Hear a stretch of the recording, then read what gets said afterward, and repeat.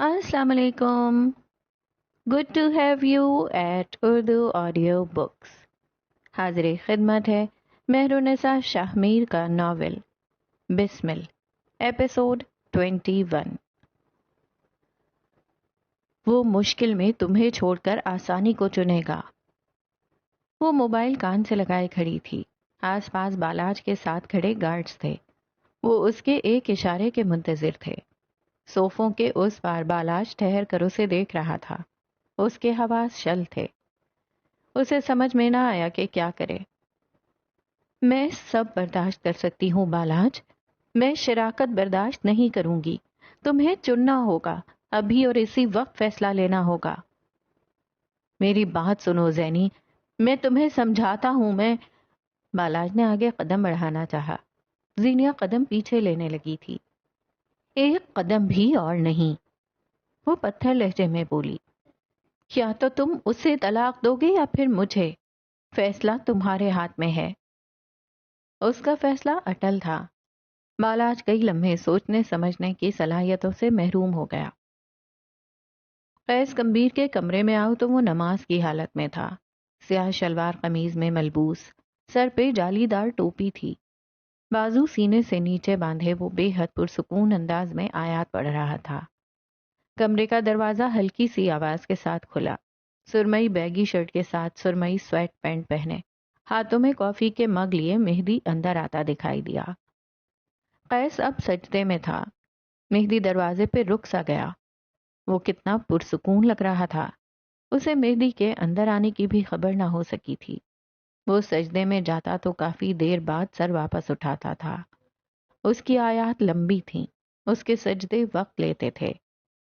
मेहदी छोटे छोटे कदम लेता उसके करीब ठंडे संगे मरमर पे आलती पालती मारे बैठ गया। अगले कई लम्हात वो बस उसे देखता रहा था। उसने सलाम फेरकर अपनी दाईं जानिब देखा तो जरा सा हैरान हुआ। वो वाकई मेहदी की यहाँ मौजूदगी से बेखबर रहा था। बालाज तेज तेज कदम लेता उसकी जानिब बढ़ आया। उसके चेहरे पर घबराहट के आसार थे। बेवकूफी मत करो जैनी, मैं उसे नहीं छोड़ सकता। वो सिर्फ मेरे नहीं, तुम्हारे भी अच्छे मुस्तकबिल की जमानत है। भूख से मरेंगे हम सब। हम उसे तलाक दो या फिर मुझे तलाक दो। जैनी, मेरी बात समझने की कोशिश करो, ये नहीं हो सकता। तुम पागल हो गई हो क्या? एक बार तहम्मुल से मेरी बात तो सुन लो। उसने जीनिया को कंधों से थामना चाहा। वो बेदर्दी से उसके हाथ झटक कर पीछे हुई थी। उसे तलाक दो या फिर मुझे तलाक दो। शायद उसने यही अल्फाज हिफ्स कर रखे थे। बालाज का दिल चाहा था उसकी जान ले ले। उसने जीनिया के हाथ से मोबाइल छीन कर पूरी कुव्वत से जमीन पर दे मारा। फिर खींच कर जीनिया को एक बार फिर दीवार से लगाया था। बाजू सख्ती से दबोचे, इतनी सख्ती से कि जीनिया को अपना जिस्म जलता महसूस हुआ। उसने बालाज के सीने पे हाथ रखकर उसे धक्का देना चाहा, मगर गिरफ्त सख्त थी। बालाज ने उसकी गर्दन में हाथ डालकर उसका चेहरा ऊंचा हुआ। मैं आखिरी दफा समझा रहा हूं जैनी, मुझसे गलती हुई है, मगर तुम मुझसे बड़ी गलती कर रही हो। तलाक एक कर्ज है। ये ना हो कि मैं वाकई तुम्हें तलाक दे दूं, और मैं ऐसा कर सकता हूं, याद रखना। न जाने उसके अंदर इतनी ताकत कहाँ से आई कि उसने बालाज को धक्का देकर खुद से दूर किया। लहू रंग आंखें उसकी आंखों में डाली। या तो मुझे तलाक दो या फिर उसे तलाक दो। बर्फ अंदाज ला ताल्लुक लहजा वो बगावत पे उतर आई थी, हर धर्मी और जिद पे भी। ऐसे क्या देख रहे हो? मेहदी मुसलसल उसे देखता रहा तो कैस को कोफ्त सी महसूस हुई। वो नमाज पढ़ चुका था, अलबत्ता जाए नमाज से नहीं उठा। टोपी उतार कर हाथ में रख ली। माथे पे बिखरे बाल उसे मासूम बनाते थे। मैं देख रहा हूं आज तुम्हें खुदा कैसे याद आ गया। तुम जैसे लोग हैं जिनकी वजह से हमारे जैसे बुरे लोग अल्लाह की तरफ नहीं जा सकते। शट अप, मैं तुम्हें जज नहीं कर रहा। मेहदी ने आंखें घुमाई। तुम अच्छी तरह जानते हो मैं क्या कहना चाहता हूं। कैस ने लाइल्मी से कंधे उचकाए। बाखुदा, मैं कुछ नहीं जानता। झूठा कमबख्त। कैस, बनो मत। मेहदी को कोफ्त हुई। स्याह आंखों वाला मर्द चंद पल उसे देखता रहा, फिर धीरे से बोला। میں نے سنا ہے نماز برائیوں سے روک لیتی ہے. میں کچھ کر رہا ہوں جو بہت غلط ہے. میں چاہتا ہوں میں روک لیا جاؤں. مہدی کا سانس جہاں تھا وہیں تھم گیا. اسے معلوم تھا قیس اب کیا کرنے والا ہے. وہ مشکل میں تمہیں چھوڑ کر آسانی کو چنے گا. وہ دونوں ایک دوسرے سے ذرا فاصلے پہ کھڑے تھے. زینیا کی آنکھیں سرخ تھیں. گردن پہ بالاج کی انگلیوں کے نشان اور بازو جل رہے تھے. اس کے بال بکھر گئے تھے. بالاج نے اس پہ ہاتھ اٹھایا تھا. زینیا کو یقین نہ آیا کہ کوئی مرد اس پہ ہاتھ بھی اٹھا سکتا ہے. اس نے سنا تھا شادی کے بعد اماں کو جب پہلا تھپڑ پڑا تھا تب وہ خاموش نہیں تھیں. اسے نہیں رہنا تھا. ابا نے جب گالیاں دی تھیں تو اس کی ماں بس روئی تھی. وہ نہیں روئے گی. جب ابا نے بے وفائی کی تھی تو اماں نے کئی دن انہیں کٹہرے میں کھڑا نہ کیا تھا. وہ کرے گی. جن چیزوں نے اس کی ماں کی شادی ہاریبل کر دی تھی وہ ان چیزوں کو نہیں دہرائے گی. بس صرف ایک یہی طریقہ تھا جس سے وہ تباہی کے دہانے سے ہٹ سکتی تھی. یعنی تمہارا فیصلہ نہیں بدلے گا؟ بالاج کی آواز کہیں دور سے آتی تھی. تمہیں چناؤ کرنا ہوگا بالاج.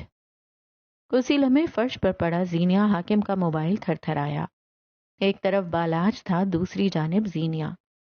ان دونوں کی نظریں فون کی ٹوٹی اسکرین پہ جمی تھی جہاں بشر کالنگ کے الفاظ چمک رہے تھے. زینیا کی زخمی نگاہوں میں آج بہت کچھ تھا. مہدی ششدر سا اسے دیکھے گیا. قیس کسی جواب کی توقع میں تھا. جو میں سوچ رہا ہوں کیا تم وہی کرنے جا رہے ہو؟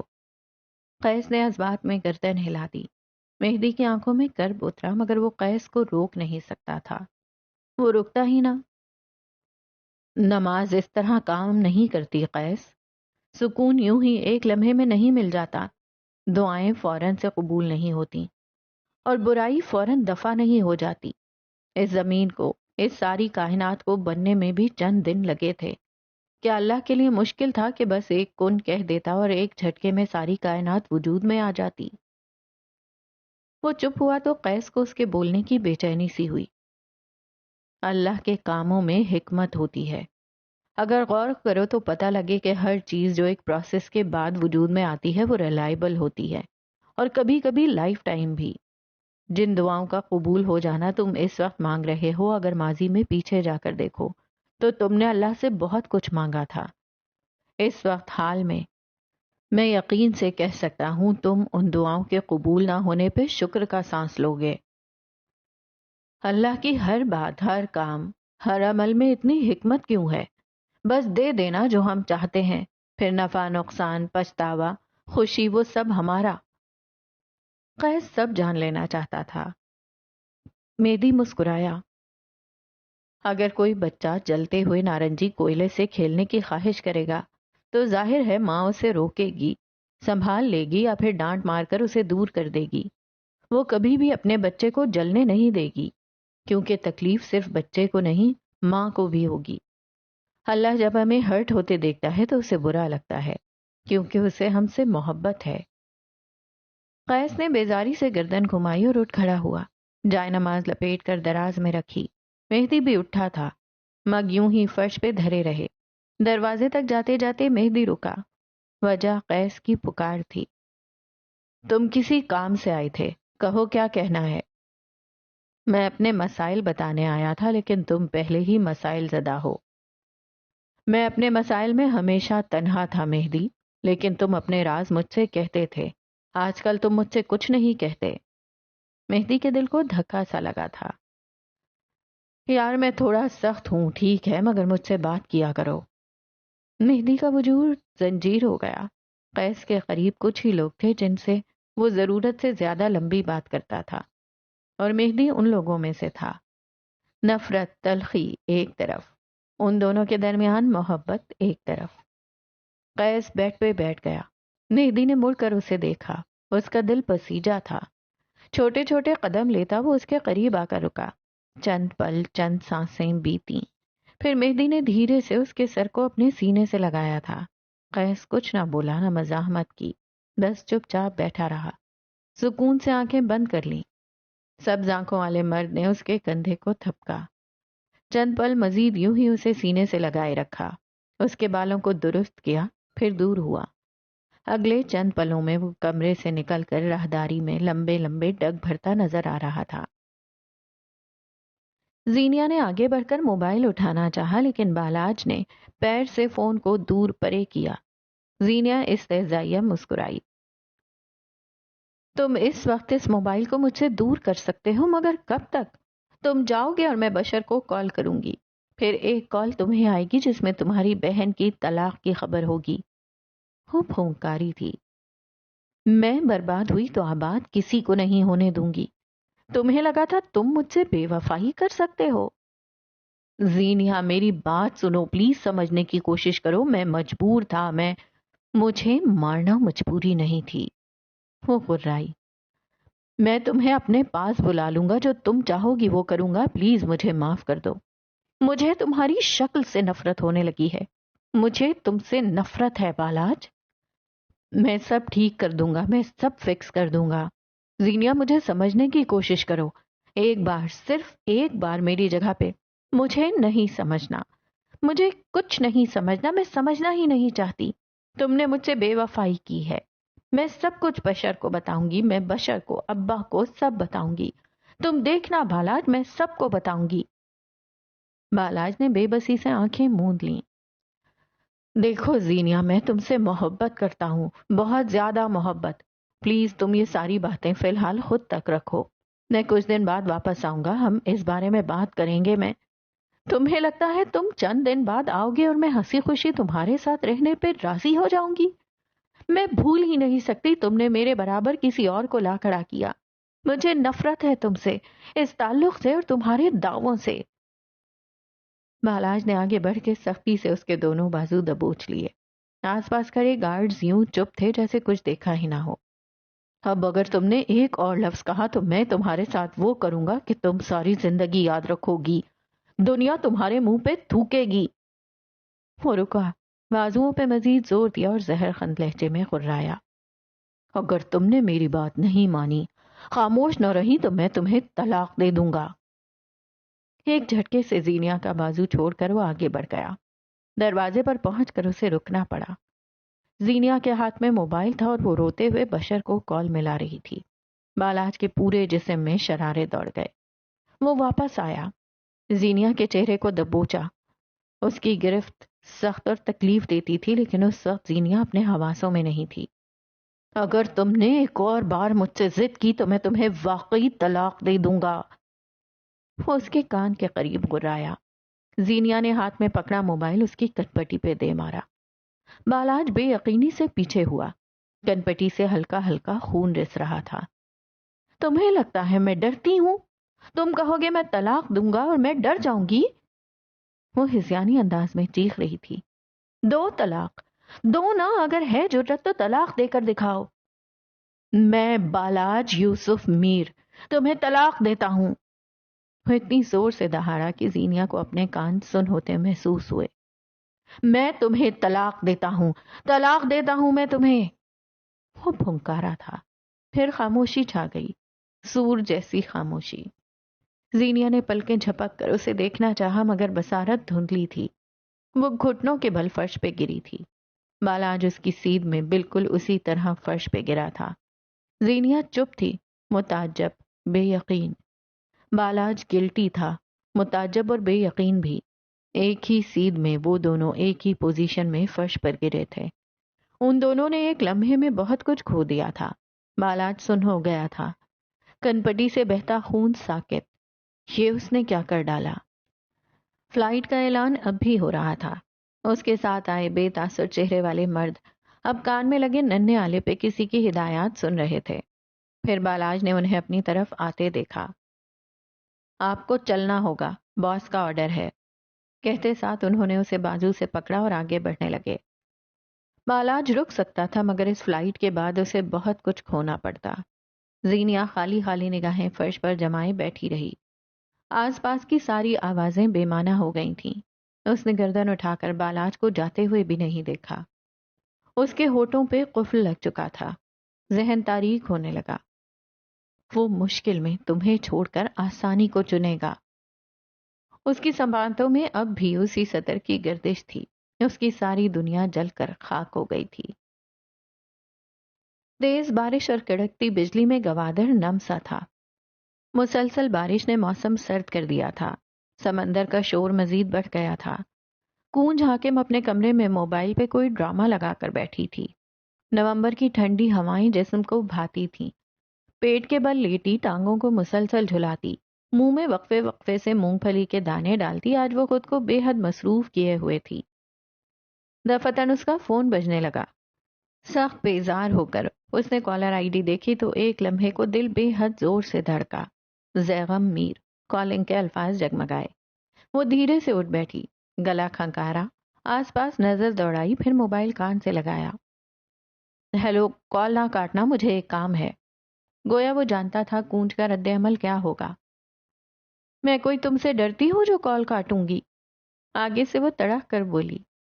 ہاں، زبان بس اس کی زیغم کے سامنے چلتی تھی۔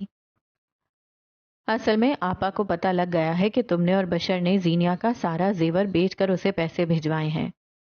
کونج کے سر پر گویا آسمان گرا تھا۔ تم نے آپا کو بتایا تھا اور آپا نے اماں کو بتا دیا ہے۔ اماں نے اسے بولا ہے کہ یہ بات حاکم ماموں کو بتا دو۔ اب عروج یہ بات شاید ماموں کو بتا دے گی۔ کونج کا دل بے اختیار ہول اٹھا۔ تم نے انہیں روکا نہیں، بات نہیں کی؟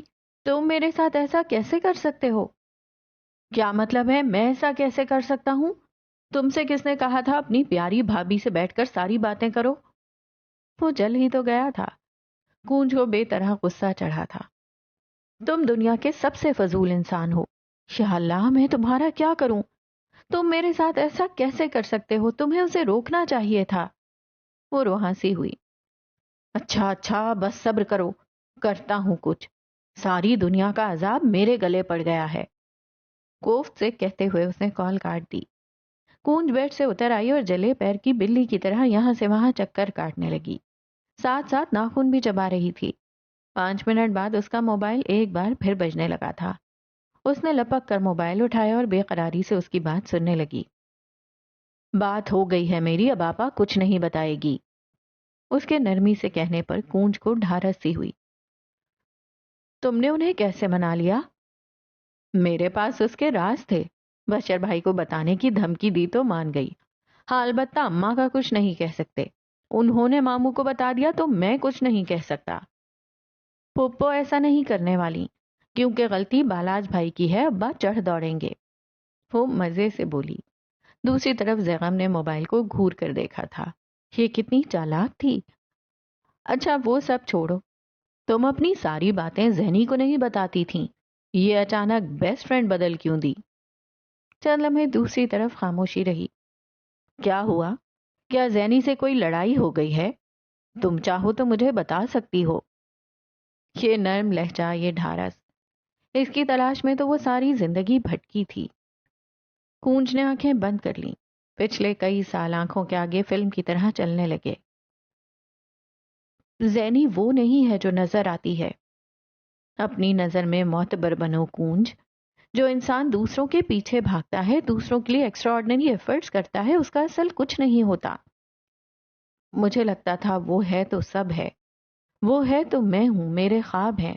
اب لگتا ہے میں تباہی کے دہانے پہ ہوں۔ کوئی بھی مرد یہ ڈیزرو نہیں کرتا کہ اس کے لیے خود کو بدلا جائے۔ کوئی انسان یہ ڈیزرو نہیں کرتا کہ اس کو خوش رکھنے کے لیے اپنے الفاظ حلق میں رکھ لیے جائیں۔ تم نے وہ انسان دیکھا ہے جس کے پاس کئی سالوں سے ایک نقشہ ہو، وہ جس پہ اسے اپنی سمت کا تعین کرنا آتا ہو، اور پھر ایک حادثے میں اس سے وہی نقشہ چھن جائے، پھر ہر منزل دھندلی ہو اور ہر راستہ مشکل، اسکوائر ون، سمجھتے ہو؟ اگلے کئی لمحے وہ بس روتی رہی تھی۔ زیغم بس اسے سن رہا تھا۔ جب وہ اچھی طرح رو چکی تو ایک نرم سا لہجہ اس کی سماعتوں سے ٹکرایا۔ دہانے کی ایک خاصیت ہوتی ہے کونج، ایک قدم پیچھے لو اور سب تھم جاتا ہے۔ کونج کے آس پاس ساری دنیا تھم گئی۔ دہانے سے واپسی ممکن ہوتی ہے، بس دھیان رکھنا ایک جگہ ٹھہر مت جانا، ورنہ پیر پھسل جاتے ہیں۔ آگے مت بڑھنا ورنہ گرا دی جاؤ گی۔ ایک قدم پیچھے لو، سنبھل جاؤ، پھر تمہارے لیے کئی راہیں ہوں گی۔ ایک قدم پیچھے کیا ہوتا ہے؟ اس کے حلق سے پھنسی پھنسی آواز نکلی۔ ایک قدم پیچھے جائزہ ہوتا ہے، چانس ہوتا ہے، اسٹرگل ہوتی ہے. ان سب پہ غور کرو، غلطی جانو، چانس لو، رسک اٹھاؤ اور پھر نئے راستے بناؤ. زینی نے تمہیں یہ نہیں بتایا کہ کوئی انسان اس قابل نہیں ہوتا کہ اس کے لیے زندگی تیاگ دو، خود پہ امید اور کوشش حرام کر دو. کئی لمحے کونج سے کوئی جواب نہ بن پایا تو زیغم نے کال کاٹ دی. اگلے کئی لمحے کونج کو اپنے ارد گرد سناٹا محسوس ہوا، گہرا سکوت. اسلام آباد آج سے پہلے کبھی اتنا متعجب اور بوجھل نہ ہوا ہوگا. رات کا اندھیرا ہر طرف پھیل چکا تھا. قریب 12 بجے کا وقت تھا. گھروں کی بتیاں بجھنے لگی تھیں. سڑک پہ گاڑیوں کا رش کم تھا. ایک کا دکا گاڑی وقفے وقفے سے گزر جاتی تھی. لہلہاتے درخت دور پار سے روشنی پڑنے پہ چمک رہے تھے.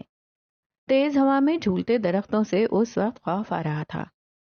گردن اٹھا کر دیکھو تو سڑک کنارے سنہری آنکھوں والی لڑکی شکستہ قدم لیتی کہیں جا رہی تھی. وہ چلتے چلتے کئی بار رک جاتی تھی، کھوکھلی نگاہیں اٹھا کر آس پاس دیکھتی، پھر خود کو دیکھتی، پھر فون پہ کچھ یاد کرنے کی کوشش کرتی اور پھر کئی لمحے ایک جگہ جم کر کھڑی رہتی، پھر چلتی اور پھر رک جاتی. آنکھیں خشک تھیں، گردن پہ نشان تھے، بازو کپڑے سے ڈھکے تھے، مگر زینیا جانتی تھی وہاں نشان بن چکے ہوں گے. یہ سب کبھی نہ کبھی مٹ جائیں گے. روح کے نشانوں کا کیا؟ چلتے چلتے اسے ٹھوکر لگی تھی اور وہ منہ کے بل سڑک کنارے گر پڑی. ہتھیلیاں گھٹنے بری طرح چھل گئے. ماتھا روڈ پیومنٹ سے ٹکرایا. درد اور بے بسی کی ایک لہر سی اس کے بدن میں دوڑ گئی. اس کا جی چاہا تھا چیخ چیخ کر روئے، سب کو بتائے اس کے ساتھ کیا ہوا ہے. کم از کم اپنے بھائی، اپنے بشر کو ہی بتا دے. اس نے اٹھنے کی کوشش کی مگر ہتھیلیاں بری طرح جلنے لگی تھیں. اسے رونا تھا، چیخ چیخ کر ڈھیر سارا رونا تھا. حلق آنسوؤں سے تر تھا مگر زینیا حاکم کو اپنی آنکھ کے پانی پہ اختیار تھا. کمبخت اتنی ڈھیٹ کیوں تھی؟ کچھ لوگ جب گرتے ہیں تو انہیں یقین ہوتا ہے انہیں اٹھانے کوئی نہیں آئے گا. گرنا برا نہیں ہوتا، گر کر اپنے پیروں پہ کھڑا ہونا مضبوط سے مضبوط انسان کا دل توڑ دیتا ہے. ہتھیلیوں پہ زور دیتے وہ بمشکل اٹھ بیٹھی اور ذرا سی جدوجہد کے بعد روڈ پیومنٹ پر بیٹھ گئی. اب بس، اب وہ یہاں سے نہیں اٹھ سکتی تھی. اس کے جسم کی ساری توانائی جواب دے چکی تھی. کئی پل وہ سنسان سڑک پہ خاموشی سے بیٹھی رہی. آسمان پہ ستارے تھے مگر تاریکی اندر تک بسیرا کر چکی تھی. کئی لمحے وہ بے خیالی کے عالم میں وہیں بیٹھی رہی. اسی پل اس کا موبائل بجنے لگا. اس نے موبائل اٹھا کر آنکھوں کے آگے کیا. غیر شناسا نمبر، مگر اسے اس وقت کسی کی آواز سننی تھی. کوئی ہو جو ڈھارس دے، شکوے کے بغیر بس کندھا دے. اس نے فون کان سے لگایا. آواز شناسا تھی. میں قیس کمبیر بات کر رہا ہوں. بھاری آواز اس کی سماعتوں سے ٹکرائی. مجھے کل کے ایونٹ کے لیے 3 فوٹوگرافرز کی فائل بھیجی گئی ہیں، جن میں سے ایک تمہاری ہے.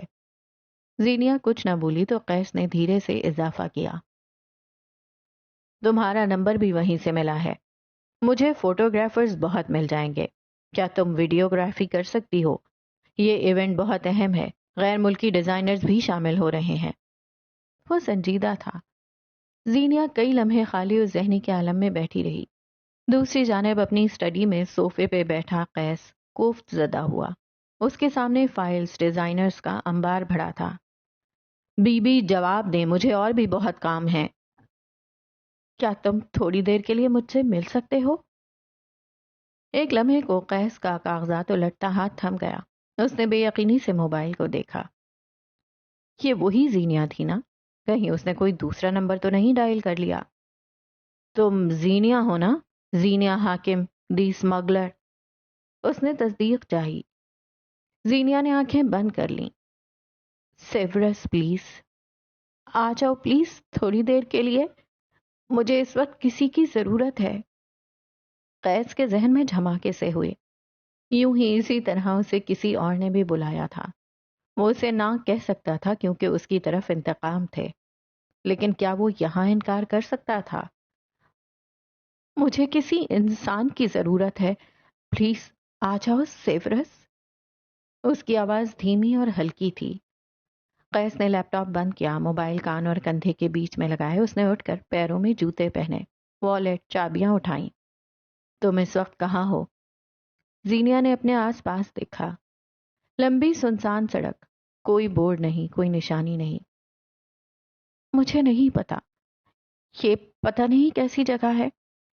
لوکیشن بھیجو. سب ٹھیک ہے نا؟ زینیا نے ٹوٹی اسکرین پہ انگلیاں چلاتے اسے لوکیشن بھیجی. میں آ رہا ہوں، میرا انتظار کرو. اس کا لہجہ نرم ہوا تھا، ڈھارس دیتا ہوا.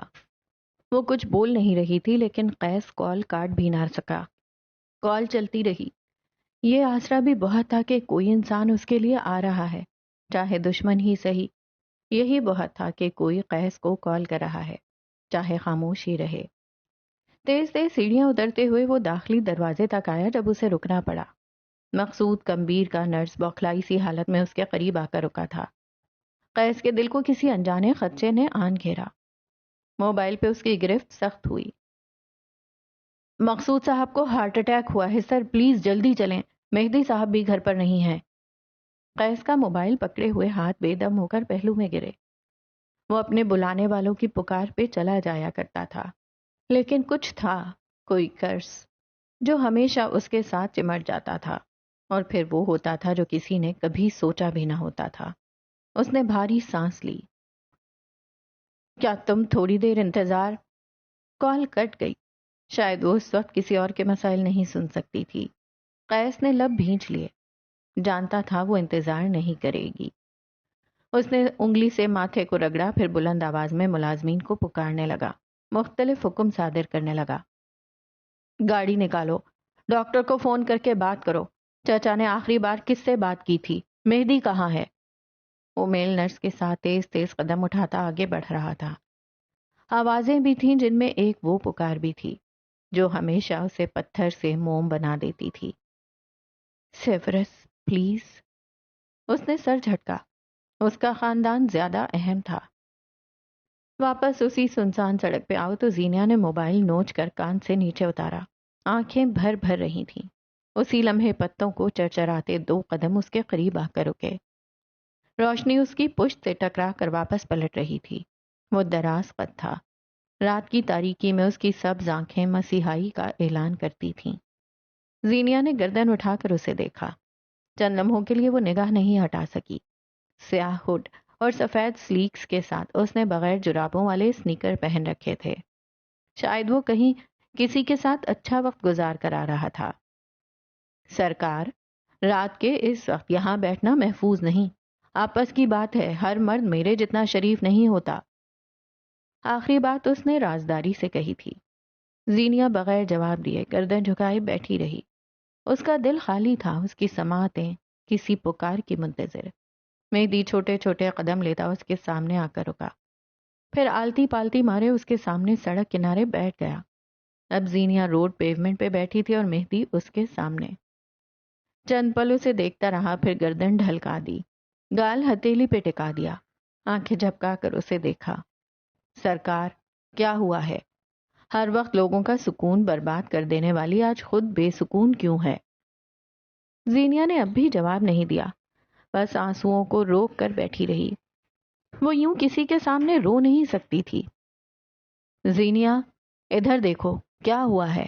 کہیں اپنے شوہر کے جانے پہ افسردہ تو نہیں ہو؟ اس نے قیاس لگایا. ویسے ہونا تو نہیں چاہیے. اچھا ہوا چلا گیا، جان چھوٹی تمہاری. ویسے بھی تمہیں کون سا فرق پڑتا ہے؟ مجھے فرق پڑتا ہے. وہ بولی تو اس کی آواز میں لرزش تھی، آنکھیں سرخ تھیں. میں انسان ہوں اور انسانوں کو فرق پڑتا ہے. کہ وہ زینیا نہیں تھی. اپنی ہار، اپنی کمزوری کا اعتراف کرنا اس کا شیوا نہیں تھا. مہدی نے گردن سیدھی کر لی، پیر سمیٹ کر سینے سے لگا لیے. اب کہ وہ سنجیدہ تھا. تم اب تک گھر کیوں نہیں گئیں؟ مجھے راستہ سمجھ نہیں آ رہا. مجھے لگتا ہے میں بھٹک گئی ہوں. مجھے نہیں سمجھ آ رہی میں کیا کروں. وہ بڑبڑائی. مہدی کو بے اختیار کچھ غلط ہونے کا احساس ہوا. کافی دیر تک وہ خاموشی سے بیٹھ کر اسے دیکھتا رہا. کیا وہ اس سے پوچھے؟ کیا وہ بتا دے گی؟ اس نے کچھ پوچھنے کا ارادہ ترک کیا. میرے نام کا مطلب جانتی ہو؟ مہدی یعنی راستہ دکھانے والا. اللہ نے مجھے لوگوں کو درست سمت دکھانے بھیجا ہے. تم میرے ساتھ اپنا راستہ تلاش کر سکتی ہو. وہ لائف کوچ تھا. لوگوں کو فکس کرنا، مدد کرنا، بغیر جج کیے ان کا کندھا بننا، یہ اس کا کام تھا. زینیا چند پل اسے دیکھتی رہی. وہ اٹھی تو مہدی کو اس کی گردن پہ پڑے سرخ نشان دکھائی دیے، یوں گویا انگلیاں چھپ گئی ہوں. کیا اس کے شوہر نے اس پہ ہاتھ اٹھایا ہوگا؟ اس کے لمبے شہد رنگ بال بے ترتیب اور بکھرے ہوئے تھے. چہرے پہ بھی نشان تھے. معاملہ کچھ کچھ اسے سمجھ آ رہا تھا. وہ آج پہلی بار زینیا کے بالوں کو کھلا اور دوپٹے سے آزاد دیکھ رہا تھا. یقیناً اس کے بال بہت خوبصورت تھے، مگر یہ صورتحال نہیں. اس نے نگاہ پھیری. زینیا واقعی راستہ بھٹک چکی تھی، مگر وہ اس وقت ہاسٹل کے پاس ہی تھی. مہدی اس کے آگے چل رہا تھا. اس نے نوٹ کیا کہ زینیا چلتے چلتے ٹھہر جاتی ہے. کبھی گردن پہ دوپٹہ درست کرنے لگتی ہے، کبھی بالوں کو ہاتھ سے پیچھے کرتی ہے. وہ نارمل دکھنا چاہتی تھی، نہ جانے کیوں. ہاسٹل کی گلی کے دہانے پہ وہ رکا تھا. بالوں پہ باندھنے والا بینڈ جو کہ اس نے کلائی میں باندھ رکھا تھا اسے اتارا اور زینیا کے سامنے رک کر اس کی جانب بینڈ بڑھایا. وہ رک گئی، اچنبھے سے اسے دیکھا. عورت کے بال وہ واحد چیز ہوتے ہیں جو اس کے حالات کا پتہ دیتے ہیں. بکھرے بال یعنی وہ مصروف ہے. الجھی لٹیں یعنی وہ پریشان ہے. روکھے بال یعنی وہ اپنے اوپر توجہ نہیں دیتی. اگر تمہیں نارمل دکھنا ہے تو پہلے اپنے بال نارمل رکھو. وہ سنجیدگی سے اس کی آنکھوں میں دیکھتے ہوئے بولا. زینیا نے آہستگی سے بینڈ اس کے ہاتھ سے لے لیا. پشت پہ پھیلے لمبے گھنے بالوں کو سمیٹنے کی کوشش کی. بال اس کے ہاتھ میں نہیں آ رہے تھے. وہ بمشکل انہیں باندھنے کی کوشش میں تھی. انہیں سمیٹتی اور وہ پھسل کر کندھوں پہ پھیل جاتے. اسی پل کوئی 9 عمر لڑکوں کی ٹولی ہنستے بلند آواز میں کچھ کہتے وہاں سے گزرنے لگی. زینیا کو دیکھ ان میں سے ایک لڑکا مسکرایا تھا، پھر رفتار دھیمی کی مگر بے سود. سیاہ ہڈ والا مرد پوری طرح اس کے سامنے ٹھہر گیا. یوں کہ سنہری آنکھوں والی لڑکی اس کے پیچھے کہیں چھپ گئی. لڑکا نا امید سا گردن موڑ کر آگے بڑھ گیا. کیا تم مجھ سے پوچھو گے نہیں میرے ساتھ کیا ہوا ہے؟ چلتے چلتے زینیا نے سوال کیا تھا. اول تو مجھے آپ کہو. لڑکی میں تم سے بڑا ہوں. دوئم تم وہ لڑکی نہیں ہو جو یوں ہی کسی کو کچھ بتا دے. اس وقت تم ایک کمزور لمحے کی زد میں ہو. مجھے بتا دو گی پھر پچھتاؤ گی. I don't want to make you regret. زینیا بس اسے دیکھ کر رہ گئی. ہاسٹل سے ذرا سے فاصلے پر وہ رک گیا. اشارہ تھا کہ اب باقی کا سفر اس کا اپنا ہے. زینیا نہ جانے کیوں مزید رکنا چاہتی تھی. شاید دل کا بوجھ ہلکا کرنا تھا. تعارف قرض رہا. وہ کہہ کر پلٹ گیا. وہ خالی خالی آنکھوں سے اسے دیکھتی رہ گئی.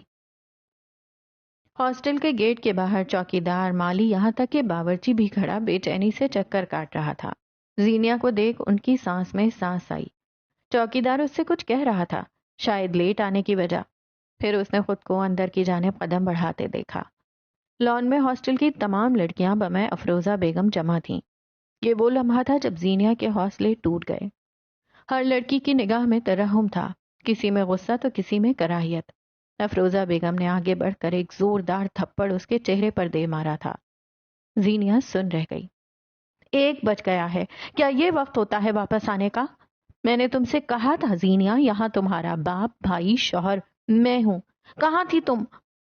وہ پہلی بار چیخی تھی. بیلکنی میں کھڑی شیزل جو بار بار فون پہ فون ملا رہی تھی. زینیا پہ نظر پڑتے ہی وہ اندھا دھند نیچے بھاگی تھی. تمہیں پتا بھی ہے تمہاری وجہ سے ہم کتنا سفر کر رہے ہیں؟ اب کے مہنور بولی تھی. پتا نہیں کہاں کہاں رہتی ہو تم، کن کن مردوں سے واسطہ ہے تمہارا. میں سمجھ سکتی ہوں کوئی مسئلہ ہو گیا ہوگا. تم. مہنور کی آواز دم گئی. یہ ہمدرد کوئی اور تھی. کیا ہوا تھا زینیا؟ تم پلیز ہمیں کچھ تو بتاؤ، ہم سب بہت پریشان تھے. کیا تمہارے شوہر نے تمہیں مارا ہے؟ تمہاری گردن پہ نشان ہے. کیا تمہارے ساتھ کچھ برا ہوا ہے؟ ہم سب تمہیں کال کر رہے تھے، ہم سب پریشان تھے. وہ ٹکر ٹکر ہر ایک کا چہرہ دیکھ رہی تھی. الفاظ پروسیس نہ ہوتے تھے. دل پہ لگا زخم بڑھتا چلا جاتا تھا. انہی چہروں کے درمیان اس نے ایک چہرہ دیکھا. وہ جو رش میں راستہ بناتی اس کی طرف آ رہی تھی. اس کی آنکھیں بے چین تھیں. وہ سب کو ہٹاتی اس کے سامنے آ کر رکی. قد میں ایک دوسرے کے برابر، ظرف میں اعلیٰ ظرف۔ اس نے زینیا کو دیکھا، اس کے دل کو دھکا سا لگا تھا۔ آس پاس اب بھی لڑکیوں کا شور تھا، آنٹی سخت نظروں سے اسے گھور رہی تھیں۔ تم ٹھیک ہو زینب؟ بس یہی، صرف یہی سننا چاہتی تھی وہ۔ کئی پل زینیا کے حلق سے الفاظ برآمد نہ ہو سکے۔ شیزل نے اس کا ہاتھ پکڑا اور بغیر کسی کی پرواہ کیے اسے اپنے ساتھ لیا آگے بڑھتی چلی گئی۔ لوگ اس پر ہنسیں، اسے گوارا نہیں تھا۔ وہ کسی کو ٹوٹی ہوئی لگے یہ وہ ہونے نہیں دے گی۔ شیزل سیمسن کے ہوتے ہوئے اس کے دوست تباہ نہیں ہو سکتے۔ کمرے میں آ کر اس نے دروازہ بند کیا، زینیا کو بیڈ پہ بٹھایا، پانی کا گلاس بھر کر اس کے لبوں سے لگایا۔ کئی پل بعد شاید وہ سنبھل چکی تھی۔ شیزل یوں ہی اس کے سامنے کھڑی رہی۔ Are you okay? I am okay. اس کے لب ہولے سے پھڑ پھڑائے۔ شیزل سیمسن چند پل اسے دیکھتی رہی اور پھر آگے بڑھ کر دھیرے سے اسے گلے لگا لیا۔ زینیا حاکم جہاں تھی وہیں سن ہو گئی، آنکھیں بھر گئیں، دل کے زخم ادھڑ گئے۔ آئی نو یو آر ناٹ۔ شیزل نے سرگوشی کی اور یہاں زینیا کا ضبط ٹوٹ گیا۔ وہ اس کے گرد بازو پھیلائے بچوں کی طرح پھوٹ پھوٹ کر رونے لگی تھی۔ میں نے سب کیا تھا، میں نے صبر کیا، میں نے باؤنڈری بنائی، سب کیا، لیکن اس نے مجھے طلاق دے دی۔ ایک لمحے کو شیزل کی گرفت ڈھیلی پڑی، پھر اس نے مزید سختی سے اس کے گرد حصار بنایا۔ میں نے اسے مشکلات سے نکالا، میں نے اس کے لیے سب کچھ کیا، میں کرسڈ ہوں، کوئی میرا نہیں ہوتا، کوئی میرا کیوں نہیں ہوتا؟ اس کا پورا وجود ہچکولے کھا رہا تھا، الفاظ بے ربط تھے اور دل پہ باقاعدہ کسی نے برچھی دے ماری تھی۔ مہدی کہتا تھا باؤنڈری بناؤ، اماں نے کہا تھا صبر کرو، تم نے بولا بنیادیں بناؤ، بالاج کہتا تھا میرے ساتھ گزارا کرو، میں نے سب کیا تھا۔ بولتے بولتے اس کی ہچکی بن گئی، حلق اتنا دکھ رہا تھا جس کی کوئی حد نہیں۔ وہ رو رہی تھی، بری طرح رو رہی تھی۔ زینیا کبھی اس طرح نہیں روئی تھی، وہ ڈھیٹ تھی، مضبوط تھی۔ شیزل بغیر کچھ کہے اسے گلے لگائے بیٹھی رہی۔ میں اسکوائر ون پہ آ گئی ہوں، واپسی کا کوئی راستہ نہیں ہے۔ میں نے اللہ سے صرف ایک اچھی شادی مانگی تھی، اللہ میری نہیں سنتا، اس نے کبھی میری سنی ہی نہیں۔ بالاج میرے ساتھ ایسا کیسے کر سکتا ہے؟ روتے الزام دیتے وہ بس خاموش ہو گئی۔ اب بس ہچکیوں کے ساتھ رونے کی آوازیں آتی تھیں۔ کیا ہوا تھا؟ اس نے ایسا کیوں کیا؟ شیزل چاہتی تھی وہ بولے تاکہ دل کا غبار نکلے۔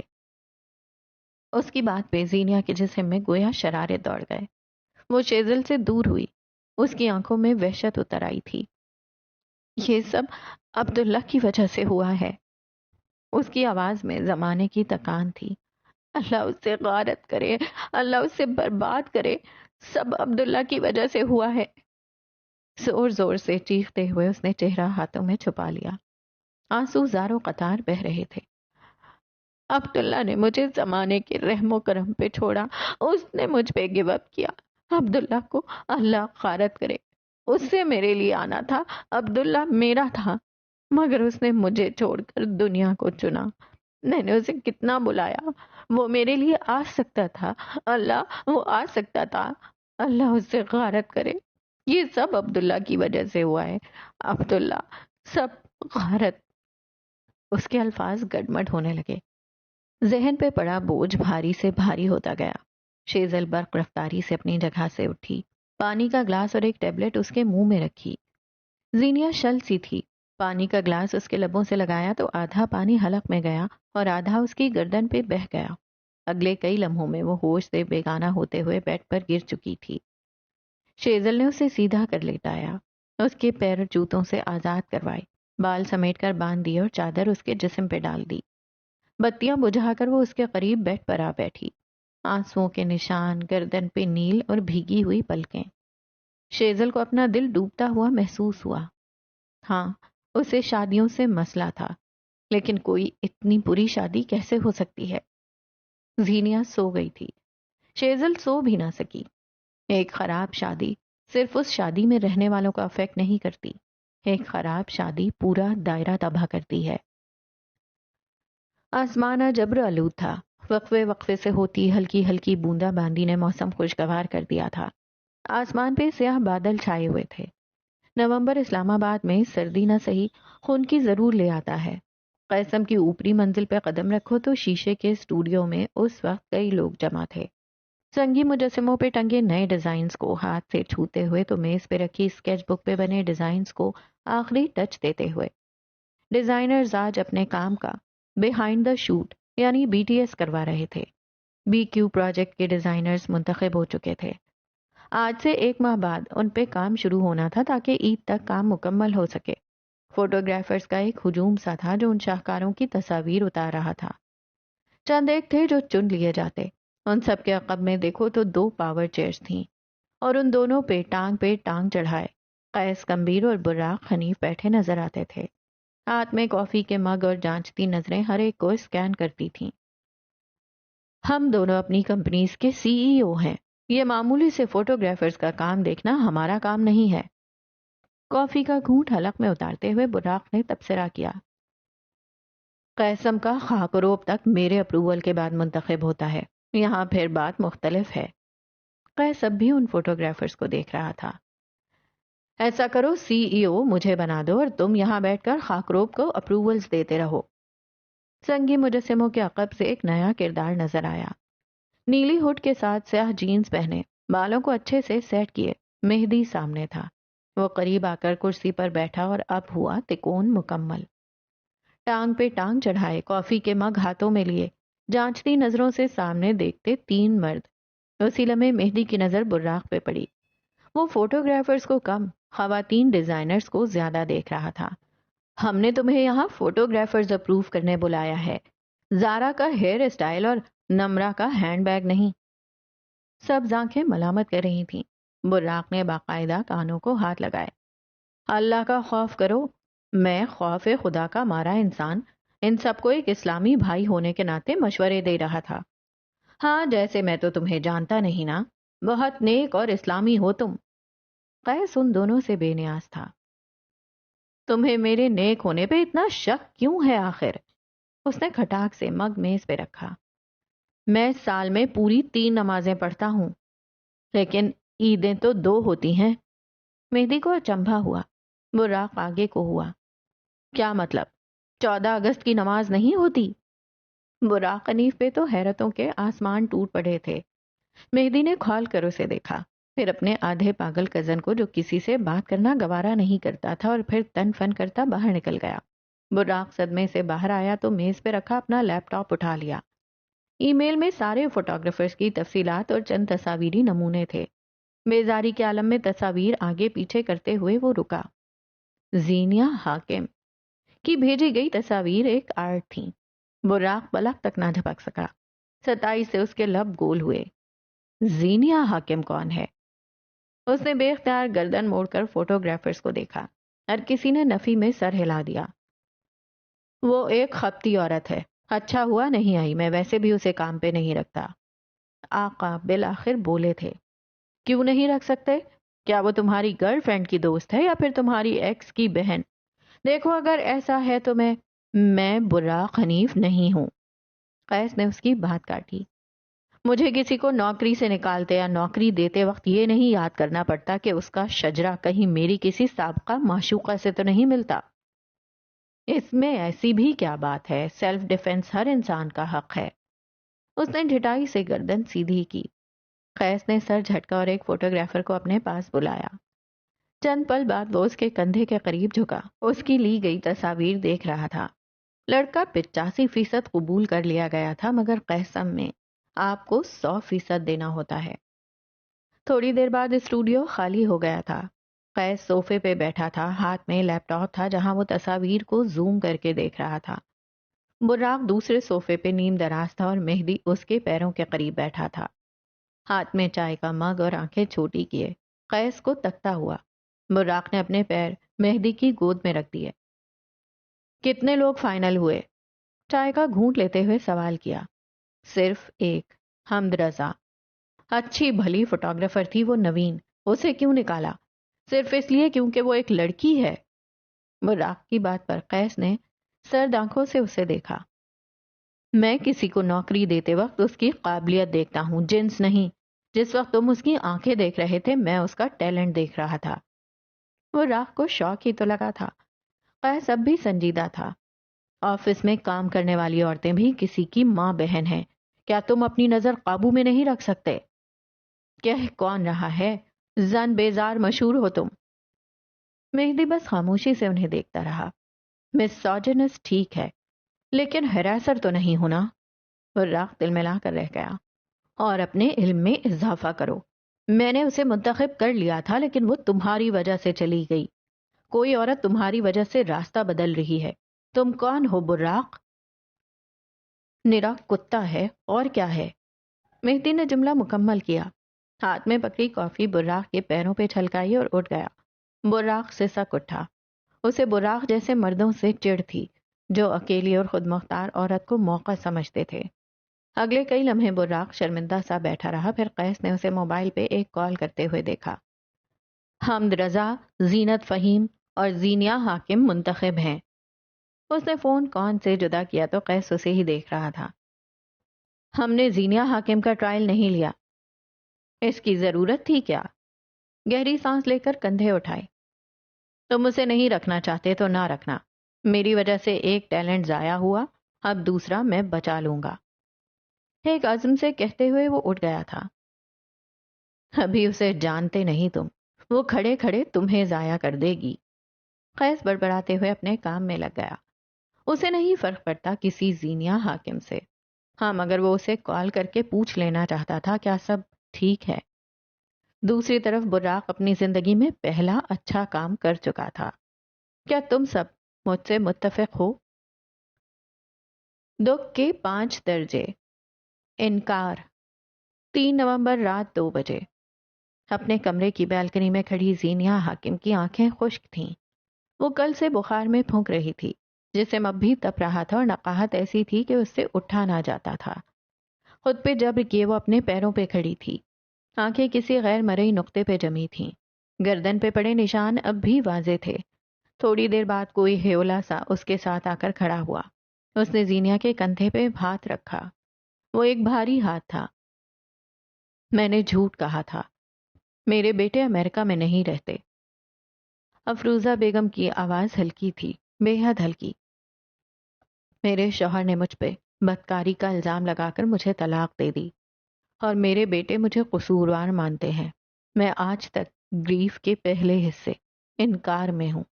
تم مجھ سے نکل آنا پلیز. آخری لفظ گویا التجا ہو.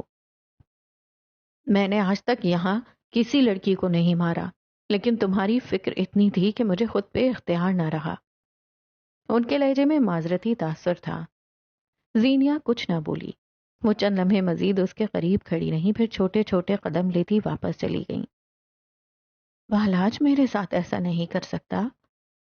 اس کے لب دھیرے سے پھڑ پھڑائے. سرد ہوا کے جھونکے اس کے جسم سے ٹکرا ٹکرا کر پلٹ رہے تھے مگر وہ جیسے بے حس ہو چکی تھی. ہر احساس سے آری، ہر قسم کے محسوسات سے انکاری. غصہ. 10 نومبر رات 8 بجے. سیاہ رنگ کی لمبی قمیص شلوار کے ساتھ میرون رنگ کی شال کندھوں پہ پھیلائے. اس کے شہد رنگ بال کندھوں پہ بکھرے تھے. الجھی لٹیں چہرے کے گرد جھول رہی تھیں. چہرہ زرد تھا. وہ خالی خالی نگاہوں سے ڈائننگ ہال میں بیٹھی ایک ایک لڑکی کو تک رہی تھی. پھر غائب دماغی سے کھانا کھانے لگتی. کئی بار وہ ہتے سے اکھڑ جاتی تھی جسے شیزل اور باقی لڑکیاں برداشت کیے ہوئے تھیں. سلاد پاس کرنا زینیا. زورا نے شائستگی سے اسے پکارا. زینیا چند لمحے اسے دیکھتی رہی پھر سلاد کا ڈونگا اٹھا کر پوری قوت سے فرش پر دے مارا. کیا میں تمہارے باپ کی نوکر ہوں یا میں یہاں تمہارے کام کرنے آئی ہوں؟ اس کی آنکھیں سرخ تھیں. جسم کانپ رہا تھا. شدت غیظ سے اس کے اعصاب بری طرح بے قابو ہونے لگے تھے. زہرا اس کی حالت سے واقف تھی سو چپ رہی. شیزل اس کا ہاتھ پکڑے اسے اپنے ساتھ لے جا رہی تھی. کمرے میں لا کر اسے بیڈ پہ بٹھایا. پانی کا گلاس بھر کر دیا. زینیا نے گلاس کو بھی دیوار پر دے مارا. اس کا بس نہیں چلتا تھا ہر چیز تہس نہس کر دے. شیزل نے ایک اور گلاس بھر کر اسے دیا. زینیا نے وہ گلاس بھی دیوار پر دے مارا. وہ باقاعدہ غصے سے کانپ رہی تھی. کیا ہوا ہے زینب؟ تم ایسی تو نہیں تھی. اسے برا لگا تھا، نہ جانے کیوں. زینیا نے سرخ آنکھیں اٹھا کر اسے دیکھا. یکایک آنکھوں میں پانی بھر گیا اور پھر بے اختیار آنسو بہنے لگے. اسے کسی احساس پہ کوئی اختیار نہیں رہا تھا. مجھے خود پہ غصہ آ رہا ہے. مجھے ساری دنیا پہ غصہ آ رہا ہے. کوئی زینیا کو دھوکہ کیسے دے سکتا ہے؟ کوئی اسے چھوڑ کر کسی اور کو کیسے چن سکتا ہے؟ انسان عقل کل نہیں ہوتے زینیا. تم وہ اسے وہی بات سمجھانا چاہ رہی تھی جو زینیا نے ساری عمر نہیں سمجھی تھی. دفع ہو جاؤ یہاں سے، جاؤ یہاں سے. وہ حلق کے بل چیخی تھی. شیزل چند لمحے اسے دیکھتی رہی، پھر اٹھ کر چلی ہو گئی تھی. زینیا نے دانت دانتوں پہ جما لیے. غصہ، اسے سخت غصہ آ رہا تھا. سودے بازی. نومبر 13، رات 8 بجے. بیلکنی کی ریلنگ کے ساتھ لگ کر بیٹھی وہ بار بار اپنا موبائل کھول کر دیکھ رہی تھی.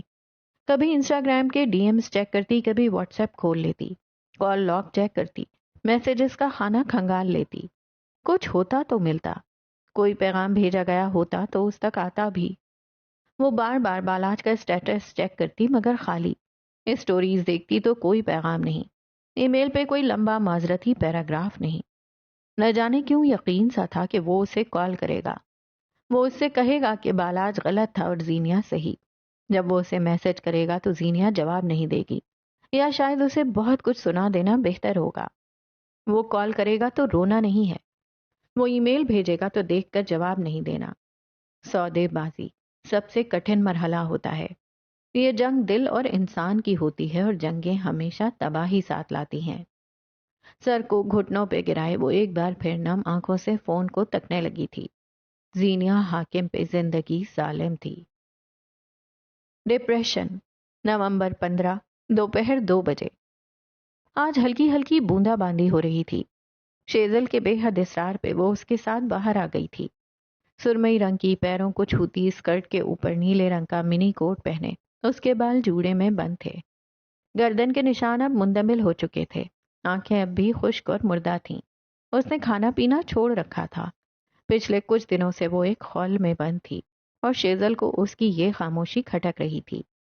اس وقت وہ دونوں ایک بڑے سے ہال میں بیٹھے تھے جہاں نیند تاریکی تھی. اسٹیج پہ ایک خوش شکل لڑکا تھا جس کے ہاتھ میں مائک تھا. اس کے عقب میں ایک بینر لگا تھا، لاف وتھ سلمان. یہ ایک اسٹینڈ اپ کامیڈی شو تھا. اسٹیج پہ کھڑے لڑکے کی کسی بات پہ سارا ہال قہقہے مار کر ہنس رہا تھا.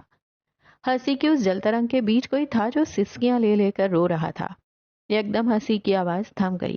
اسپاٹ لائٹ کا رخ اس کی جانب ہوا اور پھر سارے ہال نے اس دراز قد لڑکی کو سسکیوں کے ساتھ روتے دیکھا. وہ رو رہی تھی، بہت بری طرح رو رہی تھی. شیزل اسے رونے دے رہی تھی. ڈپریشن میں مبتلا انسان کو جگہ نہیں دکھتی. کسی سڑک، اسپتال، گھر، کالج، کسی بھی جگہ انہیں اکیلا پن محسوس ہوتا ہے اور وہ رد عمل دینے لگتے ہیں. اگلا منظر پارک کا تھا. صبح سویرے نیلے ہائی نیک سویٹر کے ساتھ کھلا ٹراؤزر اور شال لپیٹے وہ آتے جاتے لوگوں کو دیکھ رہی تھی. اس کی آنکھوں کی جوت بجھی ہوئی تھی، مگر یہ منظر آنکھوں کو بھلا لگ رہا تھا. اگلے ہی لمحے اسے ہر شے سے بیزاری ہونے لگی. اس نے آس پاس دیکھا، جو درخت ٹھنڈک کا احساس دے رہے تھے اب دم گھونٹنے لگے تھے. اسے ہر شے سے بیزاری ہوئی، خود سے، اپنے ارد گرد سے، اپنے وجود سے. ایک لمحے کے اندر اندر اسے خود سے نفرت محسوس ہوئی تھی. وہ ہاسٹل کے کمرے میں کھڑی شیزل پہ چیخ رہی تھی، الزام دے رہی تھی. اسے ساری دنیا اپنی دشمن لگ رہی تھی. اسے لگا تھا ہر کوئی اس پہ رحم کھاتا تھا. لان میں کھڑی وہ روتے ہوئے شیزل سے معافی مانگ رہی تھی.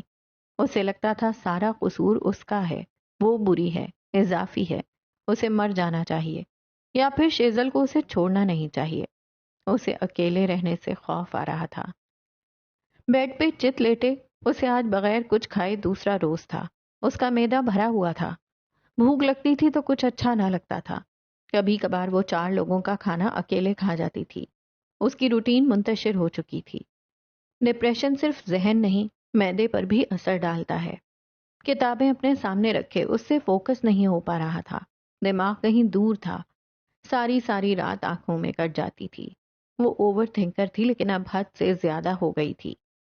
ہاسٹل میں وہ بس اپنے کمرے میں بند رہنے لگی تھی. اس کی طبیعت عجیب سی ہو گئی تھی. ہر گزرتے دن وہ مزید چڑچڑی ہوتی جا رہی تھی.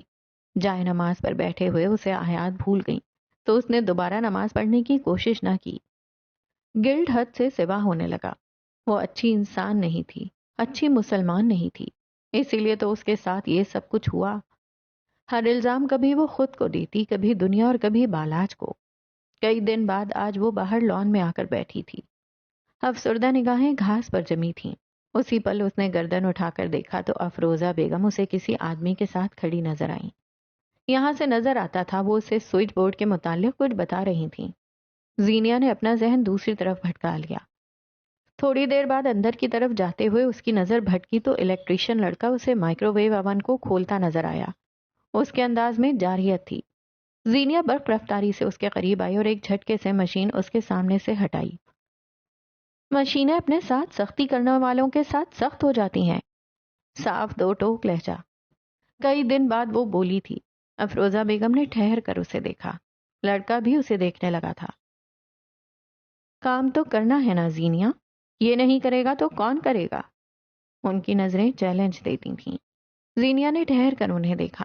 اس کی آنکھوں کا اعتماد غائب تھا, گردن کا سریا ندارت. آپ کہیں تو میں کر دیتی ہوں. اس نے خود کو بولتے سنا. اعتماد ڈگمگا رہا تھا. الفاظ ٹکڑوں کی صورت حلق سے برآمد ہو رہے تھے. اگلے کئی لمحات میں اس کے پاس مشینوں کا ڈھیر لگ چکا تھا. زینیا پلیز میرے اسٹریٹنر کی چارجنگ پن ٹھیک کر دو. زینی یار میری واشنگ مشین کو بھی دیکھ لینا. اوپر والی منزل کے بلب بدلنے ہیں, ساتھ میں کریں. متعدد آوازیں تھیں, کئی خوشگوار لہجے. وہ بس سر ہلاتی جاتی تھی. شام تک اس کے ہاتھ تھک چکے تھے مگر دل ہلکا تھا. انسان کو ڈپریشن, مصیبت, تکلیف اور مایوسی سے صرف ایک چیز واپس لا سکتی ہے, اس کا محبوب شوق. قبولیت. 29 نومبر شام 7 بجے. اس نے بالاج کا فیس بک کھولا, فرینڈ لسٹ کھولی. سب سے اوپر ایک لڑکی کا اکاؤنٹ تھا. وہ اس ایک ماہ میں 1000 مرتبہ اس اکاؤنٹ کو دیکھ چکی تھی. وہ اسے سٹاک نہیں کرتی تھی کیونکہ اسے خوف آتا تھا. اسے تباہی کے دہانے سے ڈر لگتا تھا. لیکن آج نہ جانے کیوں کانپتی انگلیوں سے اس نے اکاؤنٹ کھولا. دل بے حد تیز دھڑک رہا تھا. پروفائل پکچر پہ ایک مردانہ اور ایک زنانہ ہاتھ تھا. مرد نے عورت کا ہاتھ تھام رکھا تھا. زینیا کو کچھ محسوس نہ ہوا. اسے حیرت ہوئی. ہاں البتہ آنسو تواتر سے بہہ رہے تھے. اسے لگا تھا وہ گر جائے گی مگر وہ کھڑی تھی. اسے لگا تھا سانس بند ہو جائے گی مگر وہ چل رہی تھی. لرزتی انگلیوں نے اب اسکرین پر آگے کی تصاویر کھولیں. وہ دونوں دبئی میں تھے. برج الخلیفہ ان کے عقب میں تھا. لڑکی مسکرا رہی تھی. بالاج بھی ہلکا سا مسکرایا تھا. زینیا کے دل کو دھکا سا لگا تھا. اس نے کامنٹس چیک کیے. اس نے آگے کی تصاویر دیکھی. اس نے پورا اکاؤنٹ کھول کر دیکھ لیا تھا. ہر جگہ بالاج اس لڑکی کے ساتھ تھا. نہ اس کا دل پھٹا نہ دھڑکن رکی. شور تھم گیا تھا. جذبات ساکن ہوئے. ایک ویڈیو میں زینیا نے اسے اپنے شوہر کی سنگت میں ایک لمبی سی گاڑی کی طرف جاتے دیکھا. وہ بالاج کے سہارے چل رہی تھی. زینیا کو اس سے حسد ہوا, رشک آیا, جلن ہوئی, خوشی بھی ہوئی. آنسو قطار کی صورت اس کی آنکھوں سے بہنے لگے. کئی بار یوں لگتا ہے جیسے یہ طوفان سب بہا لے جائے گا, مگر کئی بار تباہی بس ایک illusion ہوتی ہے, جسے چھو لو تو غائب ہو جاتی ہے. بالاج کبھی اس کا ایسے خیال نہیں رکھ سکتا تھا. اس نے قبول کیا. بالاج کبھی اس کا سہارا نہیں بن سکتا. اس نے قبول کیا. وہ کبھی بھی اس کے مسکرانے کی وجہ نہیں بن سکتا. بالاج اب کبھی اس کا نہیں بن سکتا. اس نے سب قبول کیا. وہ اسے چھوڑ کر کسی غیر عورت کے پاس تھا. اس نے قبول کیا. سب قبول کیا. سب. 1 دسمبر اپنے ساتھ اچھی خاصی سردی لے آیا تھا.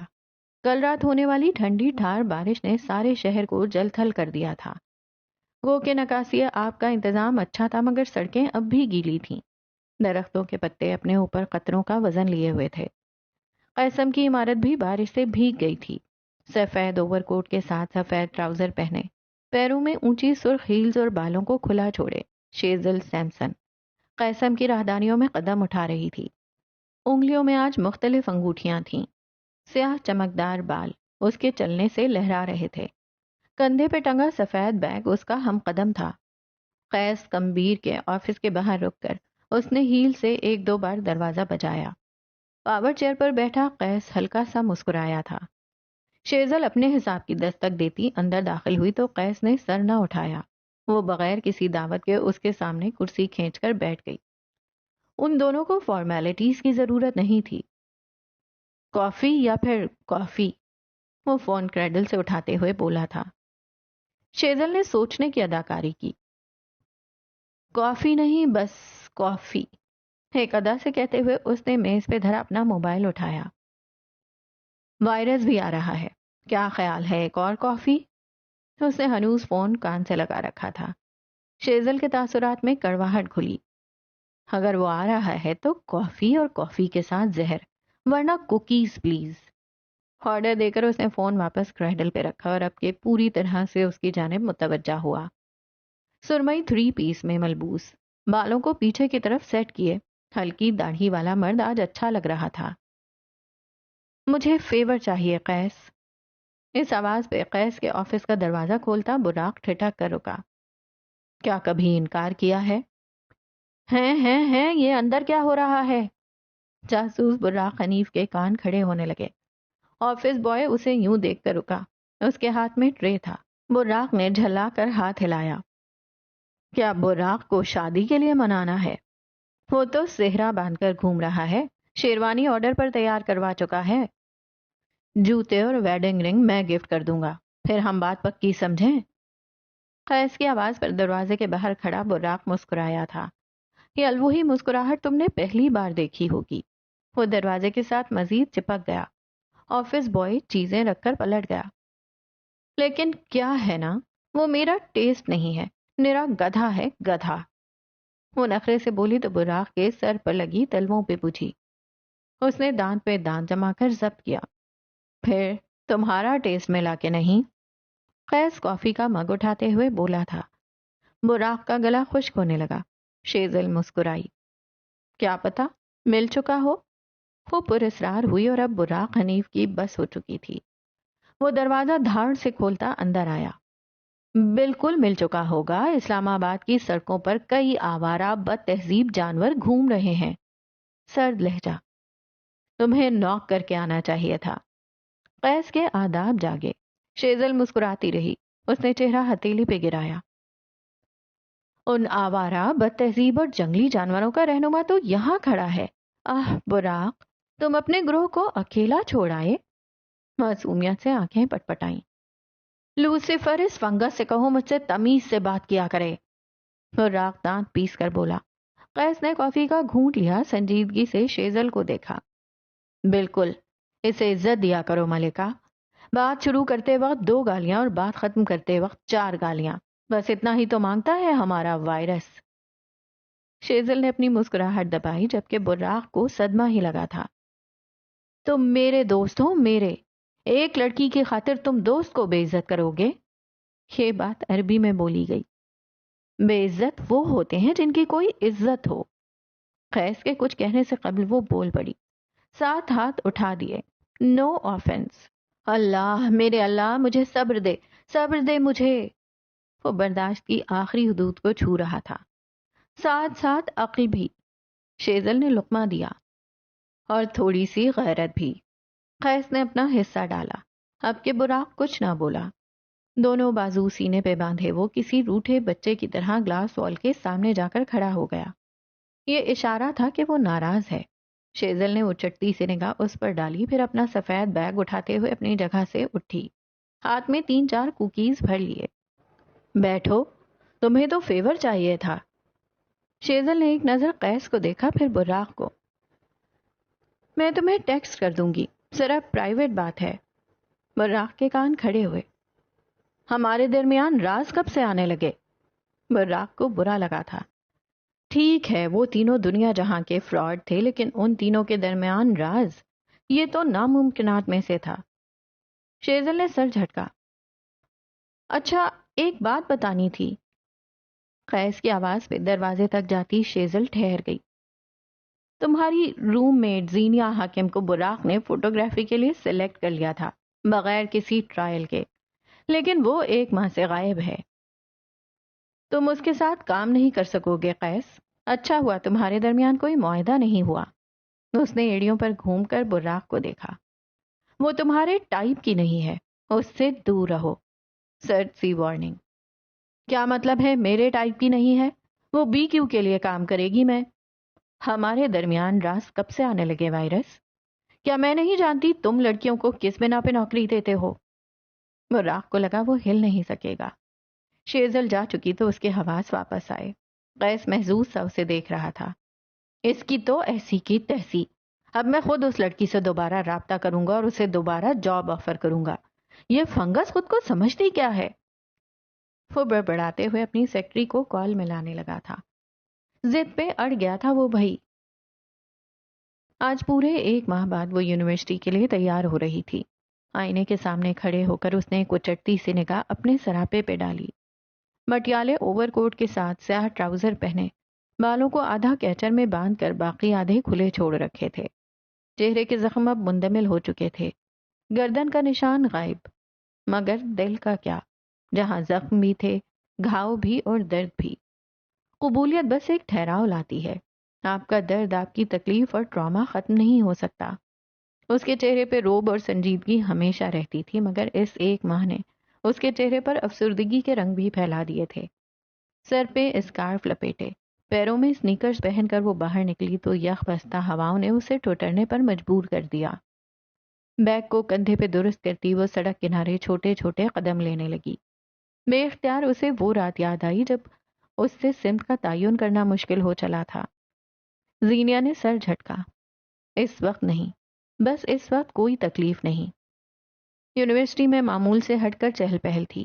شروع کی 2 کلاسز لینے کے بعد وہ باہر بینچ پر آ بیٹھی۔ وہ خوبصورت تھی، اس میں شک نہیں تھا، مگر اس سوگواریت نے لوگوں کو ٹھہر کر اسے دیکھنے پر مجبور کر دیا تھا۔ یوں ہی کسی کی نظروں کا ارتکاز محسوس کرتے اس نے نظریں اٹھا کر دیکھا۔ مہدی کمبیر نرم نظروں سے اسے دیکھ رہا تھا۔ کیسی ہیں سرکار؟ وہ بینچ کے دوسرے سرے پر آ بیٹھا۔ مجھے سرکار مت کہا کریں، سپاٹ لہجہ۔ ٹھیک ہے پھر، جو حکم عالی جا۔ مجھے عالی جا بھی مت کہا کریں۔ اوکے پھر محترمہ حاکم صاحبہ۔ وہ بڑی آسانی سے اس کی ہر بات مان رہا تھا۔ مجھے حاکم صاحبہ بھی مت کہیں۔ ٹھیک ہے ڈائن، ٹھیک ہے؟ یکدم وہ جل کر بولا۔ زینیا نے گردن موڑ کر اسے ایک نظر دیکھا۔ مہدی کو حالات کی سنجیدگی کا ادراک ہو چکا تھا۔ اس نے منہ پہ انگلی رکھ لی۔ تھوڑی دیر خاموشی کی نظر ہوئی، پھر مہدی نے گلا کھنکار کر اسے پکارا۔ کیا تم ٹھیک ہو؟ آپ یہ سب پوچھنے والے کوئی نہیں، تھکا سا جواب۔ مہدی نے گہری سانس بھری اور اٹھ کھڑا ہوا۔ 5 منٹ بعد ایک انٹرنیشنل سیمینار شروع ہونے والا ہے۔ عورتوں کے حقوق اور طلاق کے بعد کے مسائل پر آج میں بات کرنے والا ہوں۔ میں ہال میں تمہارا انتظار کروں گا۔ وہ بول کر رکا۔ اسے زینیا کی جانب سے کچھ کہے جانے کی امید تھی۔ وہ کچھ نہ بولی تو مہدی چھوٹے چھوٹے قدم لیتا اس کی نظروں سے اوجھل ہو گیا۔ زینیا کو کوفت ہوئی۔ کیا وہ تھوڑی دیر بیٹھ نہیں سکتا تھا؟ اسے اب تنہائی سے کوفت ہونے لگی تھی۔ قریباً 2 گھنٹے بعد بس اسٹینڈ پر بیٹھی زینیا کو کوئی اپنی طرف آتا دکھائی دیا۔ مہدی کے چہرے پہ ہلکا سا شکوہ تھا۔ بس اسٹینڈ پر بس ان کے علاوہ 2 ہی اور لوگ تھے۔ بس آنے میں کافی وقت تھا اور وہ یہ وقت مہدی کے ساتھ نہیں گزارنا چاہتی تھی، سو بیگ اٹھا کر آگے کی طرف بڑھنے لگی۔ لوگوں نے مہدی کو دیکھا تو تصاویر کے لیے اس کی طرف دوڑے۔ وہ جلد از جلد ان سے جان چھڑوا کر اس کے پیچھے گیا۔ میں نے تمہارا انتظار کیا تھا، تمہیں آنا چاہیے تھا۔ وہ اس کے عقب میں قدم اٹھاتے ہوئے آ رہا تھا۔ اسے وہ رات یاد تھی۔ ہر بات پہ ضد اور انا اچھی نہیں ہوتی۔ میں وہاں تمہارے فائدے کے لیے بلا رہا تھا تمہیں۔ شادی شدہ زندگی میں بہت سارے مسائل آتے رہتے ہیں، اسے لگا شاید زینیا اور اس کے شوہر کے درمیان کچھ مسائل ہیں۔ اپنی بکواس بند کرو مہدی کمبیر۔ سڑک کے بیچوں بیچ کھڑی زینیا حاکم زور سے چیخ پڑی تھی۔ اس کے چہرے پر برہمی تھی، آنکھیں سرخ انگارہ ہو رہی تھیں۔ جاننا چاہتے ہو میں کیوں نہیں آئی؟ کیونکہ تم جھوٹے ہو، تم مکر کرتے ہو، فریب کار ہو تم۔ وہ اس کے قریب کھڑے ہو کر ایک ایک لفظ پر زور دے رہی تھی۔ تم صرف اچھا بننے کی اداکاری کرتے ہو، حقیقت میں تم میرے جیسے ہو، سیاہ۔ آخری لفظ سرگوشی جیسا تھا۔ تم وہی ہو جس نے اپنے دوست کو اپنے ہاتھوں سے مروایا۔ ہاں تم جانتے تھے وہ یونانی اسے مار دیں گے، تم سب جانتے تھے۔ مہدی کی رنگت فاق ہوئی، اسے لگا اب وہ کبھی حرکت نہیں کر سکے گا۔ میں نہیں آئی کیونکہ تم اسٹیج پر کھڑے ہو کر جھوٹ بولتے ہو، کیونکہ تم مکار ہو، تم خود تباہی کے دہانے پر ہو اور تم ہمیں بچانا چاہتے ہو۔ تمہیں لگتا ہے تم ہمیں بچا پاؤ گے؟ مہدی کے سینے پر دونوں ہاتھوں سے دھکا دیا۔ وہ لڑکھڑا کر پیچھے ہوا تھا، اس کی آنکھوں میں شوق تھا۔ یہ وہ زینیا نہیں تھی جسے وہ جانتا تھا۔ تم نے کہا تھا باؤنڈری بناؤ، میں نے بنائی تھی۔ یہ غصہ نہیں تھا، یہاں اس کے لہجے میں کرب تھا۔ تم نے کہا تھا قبولیت کے درجے پہ آؤ، میں آئی تھی۔ میرے اندر کی تکلیف اب بھی ویسی ہے، میرا دل اب بھی ٹوٹا ہوا ہے، میں ہیل نہیں ہوئی۔ تم نے مجھ سے جھوٹ بولا۔ اس کی آنکھوں سے آنسو بہنے لگے۔ آج کل وہ بات بے بات یوں ہی رونے لگ جاتی تھی۔ تم کہتے ہو میں تمہیں سننے آؤں؟ کیوں آؤں میں؟ تم مکار ہو، جھوٹے ہو۔ میں نے آج تک تم سے بڑا کوئی جھوٹا نہیں دیکھا۔ تم… وہ بولتے بولتے ہانپ گئی تھی۔ ہاں مگر ایک ماہ کی اذیت ایک پل میں باہر نکلی تھی۔ دل پہ پڑا بوجھ ہلکا ہو گیا تھا۔ ایک ماہ کے بعد اسے لگا تھا اس کا بھی کوئی وجود ہے۔ مہدی کی آنکھوں میں بس فکر مندی تھی۔ میں تمہیں سمجھ سکتا ہوں، تم مجھے نہیں سمجھ سکتے کیونکہ تمہاری کبھی طلاق نہیں ہوئی۔ الفاظ تھے کہ کیا، مہدی اپنی جگہ جامد ہو گیا۔ تم کبھی بھی کچھ نہیں سمجھ سکتے۔ میرے شوہر نے دوسری شادی کر لی۔ تم سمجھ سکتے ہو کوئی تمہیں چھوڑ کر کسی دوسرے کو چن لے؟ تم تیسرے کا درد جانتے ہو؟ مہدی سن ہو گیا۔ اسے بے اختیار انیسا یاد آئی، اسے رد ہونا یاد آیا، اسے اپنے دل میں ٹیسیں اٹھتی محسوس ہوئیں۔ زینیا نے آنکھیں بند کر کے کھولیں، آنسوؤں نے اس کے چہرے کو گیلا کر دیا تھا۔ میرے شوہر نے مجھے طلاق دے کر کسی اور عورت کو چن لیا، اور میں کیا کروں؟ مجھے بتاؤ۔ تم اپنی اسپیچ میں مجھے کیا بتاتے؟ صبر۔ میں نہیں کرنا چاہتی۔ Move on. مجھ سے نہیں ہو رہا۔ سب بھول کر آگے بڑھنے کی کوشش بیکار ہے۔ بتاؤ مہدی کمبیر، کیا ہے تمہارے پاس میرے لیے؟ کیا ہے جو میری تکلیف کو کم کر سکے؟ میں اس وقت تباہی کے دہانے پہ ہوں، کیا تم مجھے واپسی کی راہ بتا سکتے ہو؟ وہ ہچکیاں لے کر رو رہی تھی۔ مہدی اب تک طلاق لفظ کو پروسیس نہیں کر سکا تھا۔ وہ پھٹی پھٹی نگاہوں سے اسے تک رہا تھا۔ کتنے ہی لمحے خاموشی رہی، کتنے ہی ثانیے بعد اس نے مہدی کی آواز سنی۔ دہانوں کا ایک المیہ ہوتا ہے زینیا حاکم۔ مہدی کا برف لہجہ اس کے کانوں سے ٹکرایا۔ وہاں آپ تنہا ہوتے ہیں، اکیلے، بے بس۔ واپسی کی راہ آپ ہی جانتے ہوتے ہیں کیونکہ وہاں جانے والے آپ تھے۔ دہانے کے آگے کی گہری کھائی سے بھی صرف آپ واقف ہوتے ہیں کیونکہ وہاں آپ کی ہی نظر ہوتی ہے۔ تمہاری واپسی کا تعین تمہارے اپنے قدم کریں گے۔ یہاں مہدی کمبیر تمہاری کوئی مدد نہیں کر سکتا۔ وہ ایک پل کو رکا، جس طرح تم نے میری مدد نہیں کی تھی، اور پھر وہ چلا گیا۔ زینیا اسے جاتے ہوئے دیکھتی رہی۔ مہدی خود کو ایک پچھلے منظر میں دیکھ رہا تھا، اس کا دہانا اور اس کی واپسی۔ کیا تم بھی دیکھنا چاہو گے؟ موجودہ دن سے 17 دن پہلے، 15 نومبر، رات 8 بجے، شاہانہ سے شادی ہال کی ساری بتیاں جل رہی تھیں۔ فرش سے لے کر چھت تک، کھانے سے لے کر سجاوٹ تک، غرض کے ہر شے پہ پیسہ پانی کی طرح بہایا گیا تھا۔ زرق برق لباس پہنے خواتین و مرد یہاں سے وہاں جاتے دکھائی دے رہے تھے۔ سفید پردے سے ڈھکی ایک چوکور میز کے گرد کمبیرز بیٹھے تھے۔ سیاہ شلوار قمیض کے اوپر سیاہ ہی کوٹ پہنے قیس، سیاہ 3 پیس والا مہدی اور سیاہ شلوار قمیض والے مقصود کمبیر، جو کہ ہر ملنے والے کو مختصر جواب دے رہے تھے۔ گردن میں گویا سریا فٹ تھا۔ یہ مہدی کے بیسٹ فرینڈ اور کمبیر خاندان کے فیملی فرینڈ کی شادی تھی، ورنہ اتنے سارے کمبیر شاذ و نادر ہی ایک جگہ جمع ہوتے ہیں۔ بختیار انیسا کے رشتے کی بات چلا رہا ہے۔ تمہیں کیا لگتا ہے وہ ایسا کیوں کر رہا ہے؟ مقصود نے کہتے ہوئے سگار کو شعلہ دکھایا تھا۔ مہدی کی انگلیوں کو شدت سے طلب ہوئی۔ پریشر ڈال رہے ہیں چچا، انہیں لگتا ہے وہ اس طرح مجھے منا لیں گے۔ وہ رکا، ایک نظر مہدی کے سرخ ہوتے چہرے کو دیکھا۔ مہدی کی منگیتر سے شادی کرنے کے لیے، وہ محظوظ کن انداز میں بولا تھا۔ مہدی نے جبڑے بھینچ لیے۔ قیس نے سگار لبوں میں دبایا اور مقصود کی طرف آگے کو ہوا۔ تمہارے پاس کوئی حل ہوگا یا پھر ہم یوں ہی ایرے غیروں کو اپنے گھر کی عورت دکھاتے رہیں گے؟ سپاٹ انداز میں کہتے ہوئے انہوں نے قیس کے لبوں میں دبے سگار کو لائٹر کی مدد سے جلایا۔ اس نے کش لیا اور دھوئیں کا ایک مرغولہ سا فضا میں چھوڑ دیا۔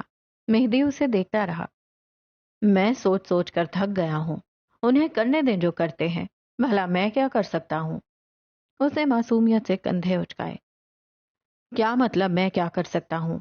تم انیسا کو دوسرے ملک بھیج دو، اسے کسی کام میں لگا دو، اسے پیسے دو، کاروبار دے دو تاکہ اس کا دھیان ان سب چیزوں سے ہٹ جائے، اس کا مستقبل بن جائے گا۔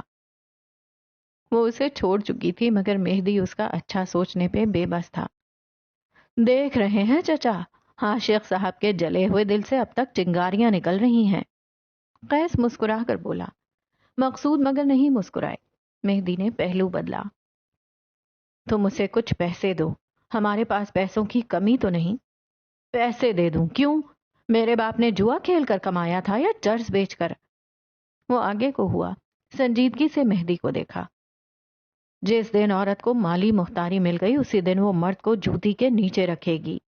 عورت چاہے مانے یا انکار کرے، اسے آسائشات سے عشق ہے، اور جو مرد اسے یہ سب دے گا اس سے محبت۔ جس دن وہ خود کو خود آسائشات دینے لگی وہ عورت نہیں رہے گی، بلا بن جائے گی۔ بلاؤں سے مقابلے کٹھن ہوتے ہیں۔ کیا عورت مقابلہ کرنے والی چیز ہے؟ مہدی کو تعصب ہوا۔ نہ کم تر نہ اونچی، لیکن اس کا اپنا بھی ایک مقام ہوتا ہے، اسے دے دینے میں اتنی ہچکچاہٹ کیوں؟ کیونکہ عورت لالچی ہے، اسے اس کا اصل مقام دو گے تو زیادہ کی خواہش کرے گی۔ جو مرد اس کے سامنے نرم پڑا اسے غلام سمجھ لے گی، ٹیڑھی مخلوق ہے، اس کے ساتھ ٹیڑھا بننا پڑتا ہے۔ جوتی کے نیچے رکھو اسے، سر پہ چڑھا کر پچھتاؤ گے۔ اس نے کہہ کر سگار کے کش لیے، فضا دھواں دھواں ہونے لگی۔ عورت مرد کی پسلی سے بنی ہے، زور دو گے تو ٹوٹ جائے گی، نرمی برتو گے تو جیسے چاہو گے اسی رنگ میں ڈھل جائے گی۔ مہدی مصر ہوا۔ قیس نے سگار کو فلور پر پھینک دیا اور جوتے سے مسل کر بجھایا۔ میرے نزدیک عورتوں کی اتنی اوقات نہیں ہے کہ میں ان پہ لیکچر سنوں، اور جس مرد کو یہ لگتا ہے کہ عورت نرمی اور محبت سے سدھر سکتی ہے وہ دنیا کا سب سے بڑا بے وقوف ہے، یا پھر مرد ہی نہیں۔ مقصود چچا کا فیوریٹ کام تھا اپنے گھر والوں کو آپس میں لڑوا دینا اور پھر بازو سینے پر باندھ کر تماشا دیکھنا۔ بس ایک پاپ کارن کی کمی تھی۔ کیا پتا کہ تمہاری اپنی اتنی اوقات نہ ہو کہ تم عورتوں کے بارے میں بات کر سکو، اور اگر کر رہے ہو تو بھولو مت تمہاری اپنی ماں بھی ایک عورت تھی۔ طنزیہ سی مسکراہٹ اس کی طرف اچھالتا مہدی اٹھ کھڑا ہوا۔ قیس خاموش رہا۔ آج کل مہدی اس کے سامنے بولنے لگا تھا۔ کون تھا جو اسے یہ ہمت دے رہا تھا؟ اس کی نظریں کئی پل مہدی کا تعقب کرتی رہیں۔ 17 نومبر رات 9 بجے ہال کے عقبی حصے میں روشنیوں کی شدت ذرا کم تھی۔ یہاں اسٹاف کے لیے چینجنگ روم اور سستانے کو جگہ تھی۔ سیاہ 3 پیس سوٹ والا مہدی اس وقت اس ٹھنڈ میں کوٹ بازو پہ ڈالے سفید شرٹ میں ملبوس کھڑا تھا۔ لبوں میں سگریٹ دبا تھا اور ہاتھ میں لائٹر۔ ہوا کے پھڑپڑاتے تھپیڑے لائٹر کو بار بار بجھا دیتے تھے۔ یکدم کسی نے اس کے لبوں میں دبے سگریٹ کو لائٹر کی مدد سے آگ کا شعلہ دکھایا۔ سگریٹ جل گیا تھا۔ مہدی نے شکریہ کہنے کو گردن اٹھائی اور پھر وہ سانس نہیں لے سکا۔ اس کے سامنے جاشیا کھڑی تھی، سفید کافتان میں ملبوس، بالوں کی چھوٹی چھوٹی چوٹیاں بنائے، کانوں میں بڑے بڑے پتھر اور گلے میں ہیروں کا ہار تھا۔ وہ ٹھنڈی نگاہوں سے مہدی کو دیکھ رہی تھی۔ تو بالآخر تم مجھے مارنے آ ہی گئیں۔ مہدی ہنس پڑا، گویا سارے خوف زائل ہو چکے ہوں۔ آؤ بیٹھ کر بات کرتے ہیں جے۔ وہ اسے لیے آگے بڑھایا۔ یہاں کرسیاں رکھی تھیں، وہ جو ہال سے اضافی تھیں۔ جاشیا کو کرسی پیش کی اور پھر خود اس کے سامنے آ بیٹھا۔ اس مہدی میں کچھ تھا، کچھ نڈر سا۔ کہا نا، وہ اندیکھے سے خوف زدہ تھا، لوگ تو اسے فیسینیٹ کرتے تھے۔ کہاں ہے پھر تمہاری گن، چاقو یا پھر کوئی اور ہتھیار؟ کیسے مارو گی مجھے؟ جاشیا اسے ٹھہر کر دیکھ رہی تھی۔ مہدی کے دماغ میں کوئی اور منظر بھی تھا۔ اٹلی کے خوبصورت سے قصبے میں واقع ہوٹل آج افراتفری کا شکار تھا. چھوٹا سا تھیمڈ ہوٹل کئی لوگوں کی موجودگی سے بھرا تھا. یہ جاشیا اور زوریز کی منگنی کا دن تھا. مہدی کمبیر ان دونوں کا واحد خاندان تھا اور دوست بھی. کئی لوگوں کے درمیان سرخ کارپیٹڈ سیڑھیوں سے نیچے آتی جاشیا نے مہدی کے بازو میں بازو ڈال رکھا تھا. ایک ہاتھ میں پھولوں کا گلدستہ تھا. ہلکے پستہ رنگ کی پیروں کو چھوتی فراک میں وہ آج کی دلہن تھی. اسٹیج پر کھڑا زوریز اپنے دو عزیز لوگوں کو دیکھ دل سے مسکرایا تھا. تمہیں لگتا ہے اگر کسی ہتھیار سے تمہیں مارنا ہوتا تو میں اس قلعے میں تمہارے گھر میں تمہیں زندہ کیوں چھوڑ آتی؟ مہدی اس سے بے نیاز گردن پیچھے کی طرف گرائے سگریٹ کے دھوئیں فضا میں اڑا رہا تھا. نیم اندھیرے میں گردن پیچھے کو ڈھلکائے فضا میں دھوئیں بلند کرتا یہ شخص پر اسرار تھا. تم لفظوں میں اچھے ہونا مہدی. وہ آگے کو ہوئی. میں تمہیں لفظوں سے مار دوں گی, تمہارے اپنے لفظوں سے. اس نے بیگ سے موبائل نکالا اور اس پہ انگلیاں چلائیں. مہدی کے نمبر پہ میسج ٹیون بجی. پاکٹ سے موبائل نکالتے ہوئے اس کے چہرے پہ حیرانگی تھی, لیکن جو منظر اس نے بھیجی گئی ویڈیو میں دیکھا تھا وہ اس کی روح فنا کر دینے کو کافی تھا. ویڈیو میں ایک لڑکی تھی جسے مہدی کمبیر بار بار تنگ کر رہا تھا. وہ بار بار اس کا دیا پھولوں کا بکے واپس کر رہی تھی مگر وہ تو جیسے ڈھیٹ بن گیا تھا. وہ بار بار اس کا ہاتھ پکڑ رہا تھا, اس کے سامنے آ کر منت کرتا تھا. لڑکی خوفزدہ ہونے لگی تھی. پھر یکدم وہ پھوٹ پھوٹ کر رونے لگی تھی. صاف ظاہر تھا وہ ہراسمنٹ وکٹم ہے. مہدی بار بار اسے یہی لفظ کہتا تھا. جیا, میں محبت کرتا ہوں تم سے, پلیز میری بات مان لو, مجھے قبول کر لو. اگلے چند سیکنڈ میں مہدی اس کا ہاتھ پکڑے وہاں سے جاتا ہوا دکھائی دیا. یہ لڑکی بری طرح رو رہی تھی. اسکرین تاریک ہوئی. اگر تم نظر اٹھا کر مہدی کو دیکھو تو اس کا چہرہ زیادہ تاریک تھا, یا شاید سفید. لوگ قاتل کو بھول جاتے ہیں جیسے ہمارا سارا گروپ تمہیں بھول گیا. لوگ چور کو بھول جاتے ہیں جیسے زوریز کو بھول گئے. وہ آگے کو ہوئی. مہدی کے کان کے پاس جھکی. لوگ ریپسٹ اور ہراسر کو یاد رکھتے ہیں جیسے اب تمہیں یاد کیا جائے گا. مہدی کو یوں لگا تھا جیسے کسی نے اس کے جسم سے سارا خون نچوڑ دیا ہو. وہ سفید پڑنے لگا. یہ سچ نہیں ہے, یہ ایک پرینک تھا. مہدی کے لبوں سے الفاظ ٹوٹ ٹوٹ کر ادا ہوئے. تمہارے پاس پوری ویڈیو نہیں ہے؟ وہ یکدم ہوش میں آیا تھا. اس سے اگلے 2 منٹ کی ویڈیو میں وہ میرے ساتھ تھی, وہ ہنس رہی تھی, میں نے اس سے معافی مانگی تھی, وہ میری بیسٹ فرینڈ تھی. اس کا بس نہیں چلتا تھا دنیا ادھر کی ادھر کر دے. وہ میری دوست تھی, یہ جھوٹ ہے, یہ آدھا سچ ہے. وہ میری دوست تھی. وہ تمہاری دوست تھی. سارا مسئلہ یہی ہے کہ وہ تھی. جاشیا کے سرد انداز پہ مہدی کے دل کو کچھ ہوا تھا. اس ویڈیو کے 2 دن بعد جیا کی زیادتی شدہ لاش ملی تھی. اس کے مجرم آج تک پکڑے نہیں جا سکے مہدی. صرف وہ تھی جو تمہیں بے گناہ ثابت کر سکتی تھی. مجھے یقین ہے اب تم مرے ہوں کے پیچھے رہ جانے والوں کا دکھ سمجھتے ہوگے. وہ اپنی جگہ سے اٹھی, ایک بے نیاز نگاہ اس پہ ڈالی اور آگے بڑھ گئی. مہدی کے جسم سے سانس قطرہ قطرہ باہر نکل رہا تھا. ایک لمحے کے لیے وہ جیسے جامد ہو گیا ہو. اسٹیج پہ کھڑا زوریز مسکراتے ہوئے اپنے سامنے کھڑی جاشیا کو دیکھ رہا تھا. اسے یہ عورت دنیا کی سب سے حسین عورت لگتی تھی. زوریز نے اپنی ہتھیلی اس کے آگے پھیلائی. جاشیا نے ایک ادا سے اپنا ہاتھ اس کے ہاتھ میں دیا. لوگ ان کے لیے تالیاں بجانے لگے تھے. ہوٹنگ ہو رہی تھی. اسی لمحے زوریز بن ریان جاشیا کے کان کے پاس جھکا اور کچھ سرگوشی سی کی. جاشیا نے بے اختیار اپنے دل کے مقام پہ ہاتھ رکھا تھا. وہ اتنے خوبصورت الفاظ کیسے کہہ سکتا تھا؟ یہ اس کی خواہش تھی کہ زوریز کبھی کچھ خوبصورت کہے. وہ کہنے والوں میں سے نہیں تھا مگر آج کے اور ان الفاظ کے سہارے وہ ساری زندگی گزار سکتی تھی. کیا تھے وہ الفاظ؟ آپ کو تباہی سے کئی ساری چیزیں بچا سکتی ہیں, وفا بھی اور دھوکہ بھی, فریب بھی اور سچائی بھی, جھوٹ بھی اور سچ بھی, حال کا آئینہ بھی اور ماضی کے دھندلکے سراب بھی. مہدی سفید نہ سہی, سیاہ نہ تھا, مگر اس وقت وہ سیاہ کا سب سے گہرا شیڈ بننے کو تیار تھا. Forgive 1,000 times over. الفاظ تھے کہ کیا جاشیا کا سارا بدن زنجیر ہو گیا.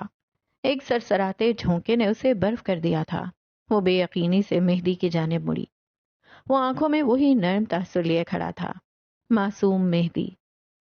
زوریز نے مرتے وقت مجھے یہی الفاظ کہے تھے اور کہا تھا اگر کوئی میرے پیچھے آئے تو میں اس کے سامنے یہ الفاظ دہرا دوں. شاید وہ جانتا تھا تم آؤ گی. جاشیا سانس نہ لے سکی. وہ کھڑے کھڑے نمک کا مجسمہ بن گئی تھی. کم بخت مہدی سے اس لمحے نفرت ہوتی تھی. وہ کسی مرے ہوئے شخص پہ سیاست کر رہا تھا. اپنی منگنی کے دن اس نے تمہارے کان میں یہی الفاظ کہے تھے نا؟ وہ اتنی زور سے مڑی کہ گردن چٹکنے کی آواز آئی تھی. تم کیسے جانتے ہو؟ اس کی آواز کہیں دور سے آتی تھی. کیونکہ اس نے یہ الفاظ دو ہی لوگوں سے کہے تھے. پہلی تم تھی، دوسرا میں. زوریز میری وجہ سے نہیں، میرے لیے مرا تھا. تم چاہو تو اس کی آخری قربانی کو ضائع کر دو. تم آزاد ہو. وہ کہہ کر چلا گیا تھا. جاسیا گھٹنوں کے بل زمین پر بیٹھ گئی. اسے اپنے آس پاس سناٹا سا محسوس ہوا. دور جاتے مہدی کے ذہن میں ایک اور منظر تھا. ہوٹل روم میں یہاں سے وہاں چکر کاٹتے زوریز کا بازو پکڑ کر مہدی اسے ایک جگہ بٹھا چکا تھا. بھائی مسئلہ کیا ہے؟ مجھے جاشیا کو کچھ اچھا سا کہنا ہے، کچھ ایسا جو اسے بہت زیادہ خوش کر دے، لیکن تم جانتے ہو میں ایکسپریسو نہیں ہوں. وہ خفگی سے بولا تو مہدی مسکرایا. اس نے زوریز کے کان کے پاس جھک کر چند الفاظ کہے اور زوریز کی خوشی دیکھنے کے لائق تھی. اگلے چند منٹوں میں وہ یہی الفاظ جاشیا کو کہہ رہا تھا. یہ الفاظ اس کے احساسات کو زبان دیتے تھے. یہ پرفیکٹ تھے، مگر یہ زوریز کے الفاظ نہیں تھے. دور جاتے ہوئے مہدی کے چہرے پہ گلٹ تھا. وہ لفظوں کی ہیر پھیر کر رہا تھا. وہ جاشیا کو تصویر کا الگ رخ دکھا رہا تھا.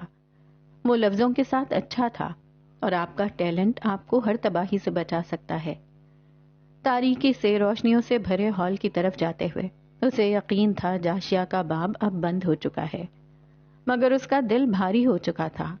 اس کے اعمال ناموں میں ایک عدد سیاہ پنے کا اضافہ ہو چکا تھا، مگر وہ تباہی کے دہانے سے زندہ سالم بچ آیا تھا. تو جناب آج کی ایپیسوڈ کا اختتام یہیں پہ ہوا. لفظوں سے کھیلنا تو کوئی مہدی کمبیر سے سیکھے. ویسے یہ بھی ایک آرٹ ہے. جتنا انسان کو بولنا اچھا آنا چاہیے اس سے زیادہ چپ رہنا، کب کہاں کیسے بولنا ہے اور کب کہاں چپ ہو جانا ہے، بہت بڑا آرٹ ہے یہ. اور جو لوگ اسے سیکھ لیتے ہیں ان کی زندگی تو آسان ہو ہی جاتی ہے. لیکن ہاں، زینیا کے ساتھ بہت بہت برا ہوا. یہ میں نے نہیں سوچا تھا کہ بالاج دوسری شادی ہی کر لے گا. اب آئی ڈونٹ نو اس نے پیسے کے لیے کی یا نہیں، کیونکہ لگ تو یہی رہا ہے کہ شاید وہ یہ شادی نہیں کرنا چاہتا تھا. اسی لیے جب زینیا نے اسے پیسے دیے تھے تو اس نے واپس جا کے ایک کال کی تھی کہ میں نے جو معاہدہ کیا ہے، دستخط کیے ہیں، کیا میں اسے واپس لے سکتا ہوں. لیکن ہو سکتا ہے کہ تیر اس کے ہاتھ سے نکل گیا ہو، لیکن پھر بھی ایسا نہیں کرنا چاہیے تھا بالاج کو. اور زینیا کا جو ریئیکشن ہے یا تھا، واقعی ایسا ہی ہوتا ہے. آپ کتنے بھی مضبوط کیوں نہ ہوں، کبھی نہ کبھی کسی نہ کسی موقع پر آپ ٹوٹ ہی جاتے ہیں. ہمیشہ اپنے آنسو اندر چھپا کر نہیں رہ سکتے. کبھی آنسو بہا لینا، رو لینا، چیخ چلا لینا، غصہ کر لینا اچھا بھی ہوتا ہے. دل کا بوجھ اتر جاتا ہے. چلیں ملتے ہیں نیکسٹ ایپیسوڈ میں. اللہ حافظ.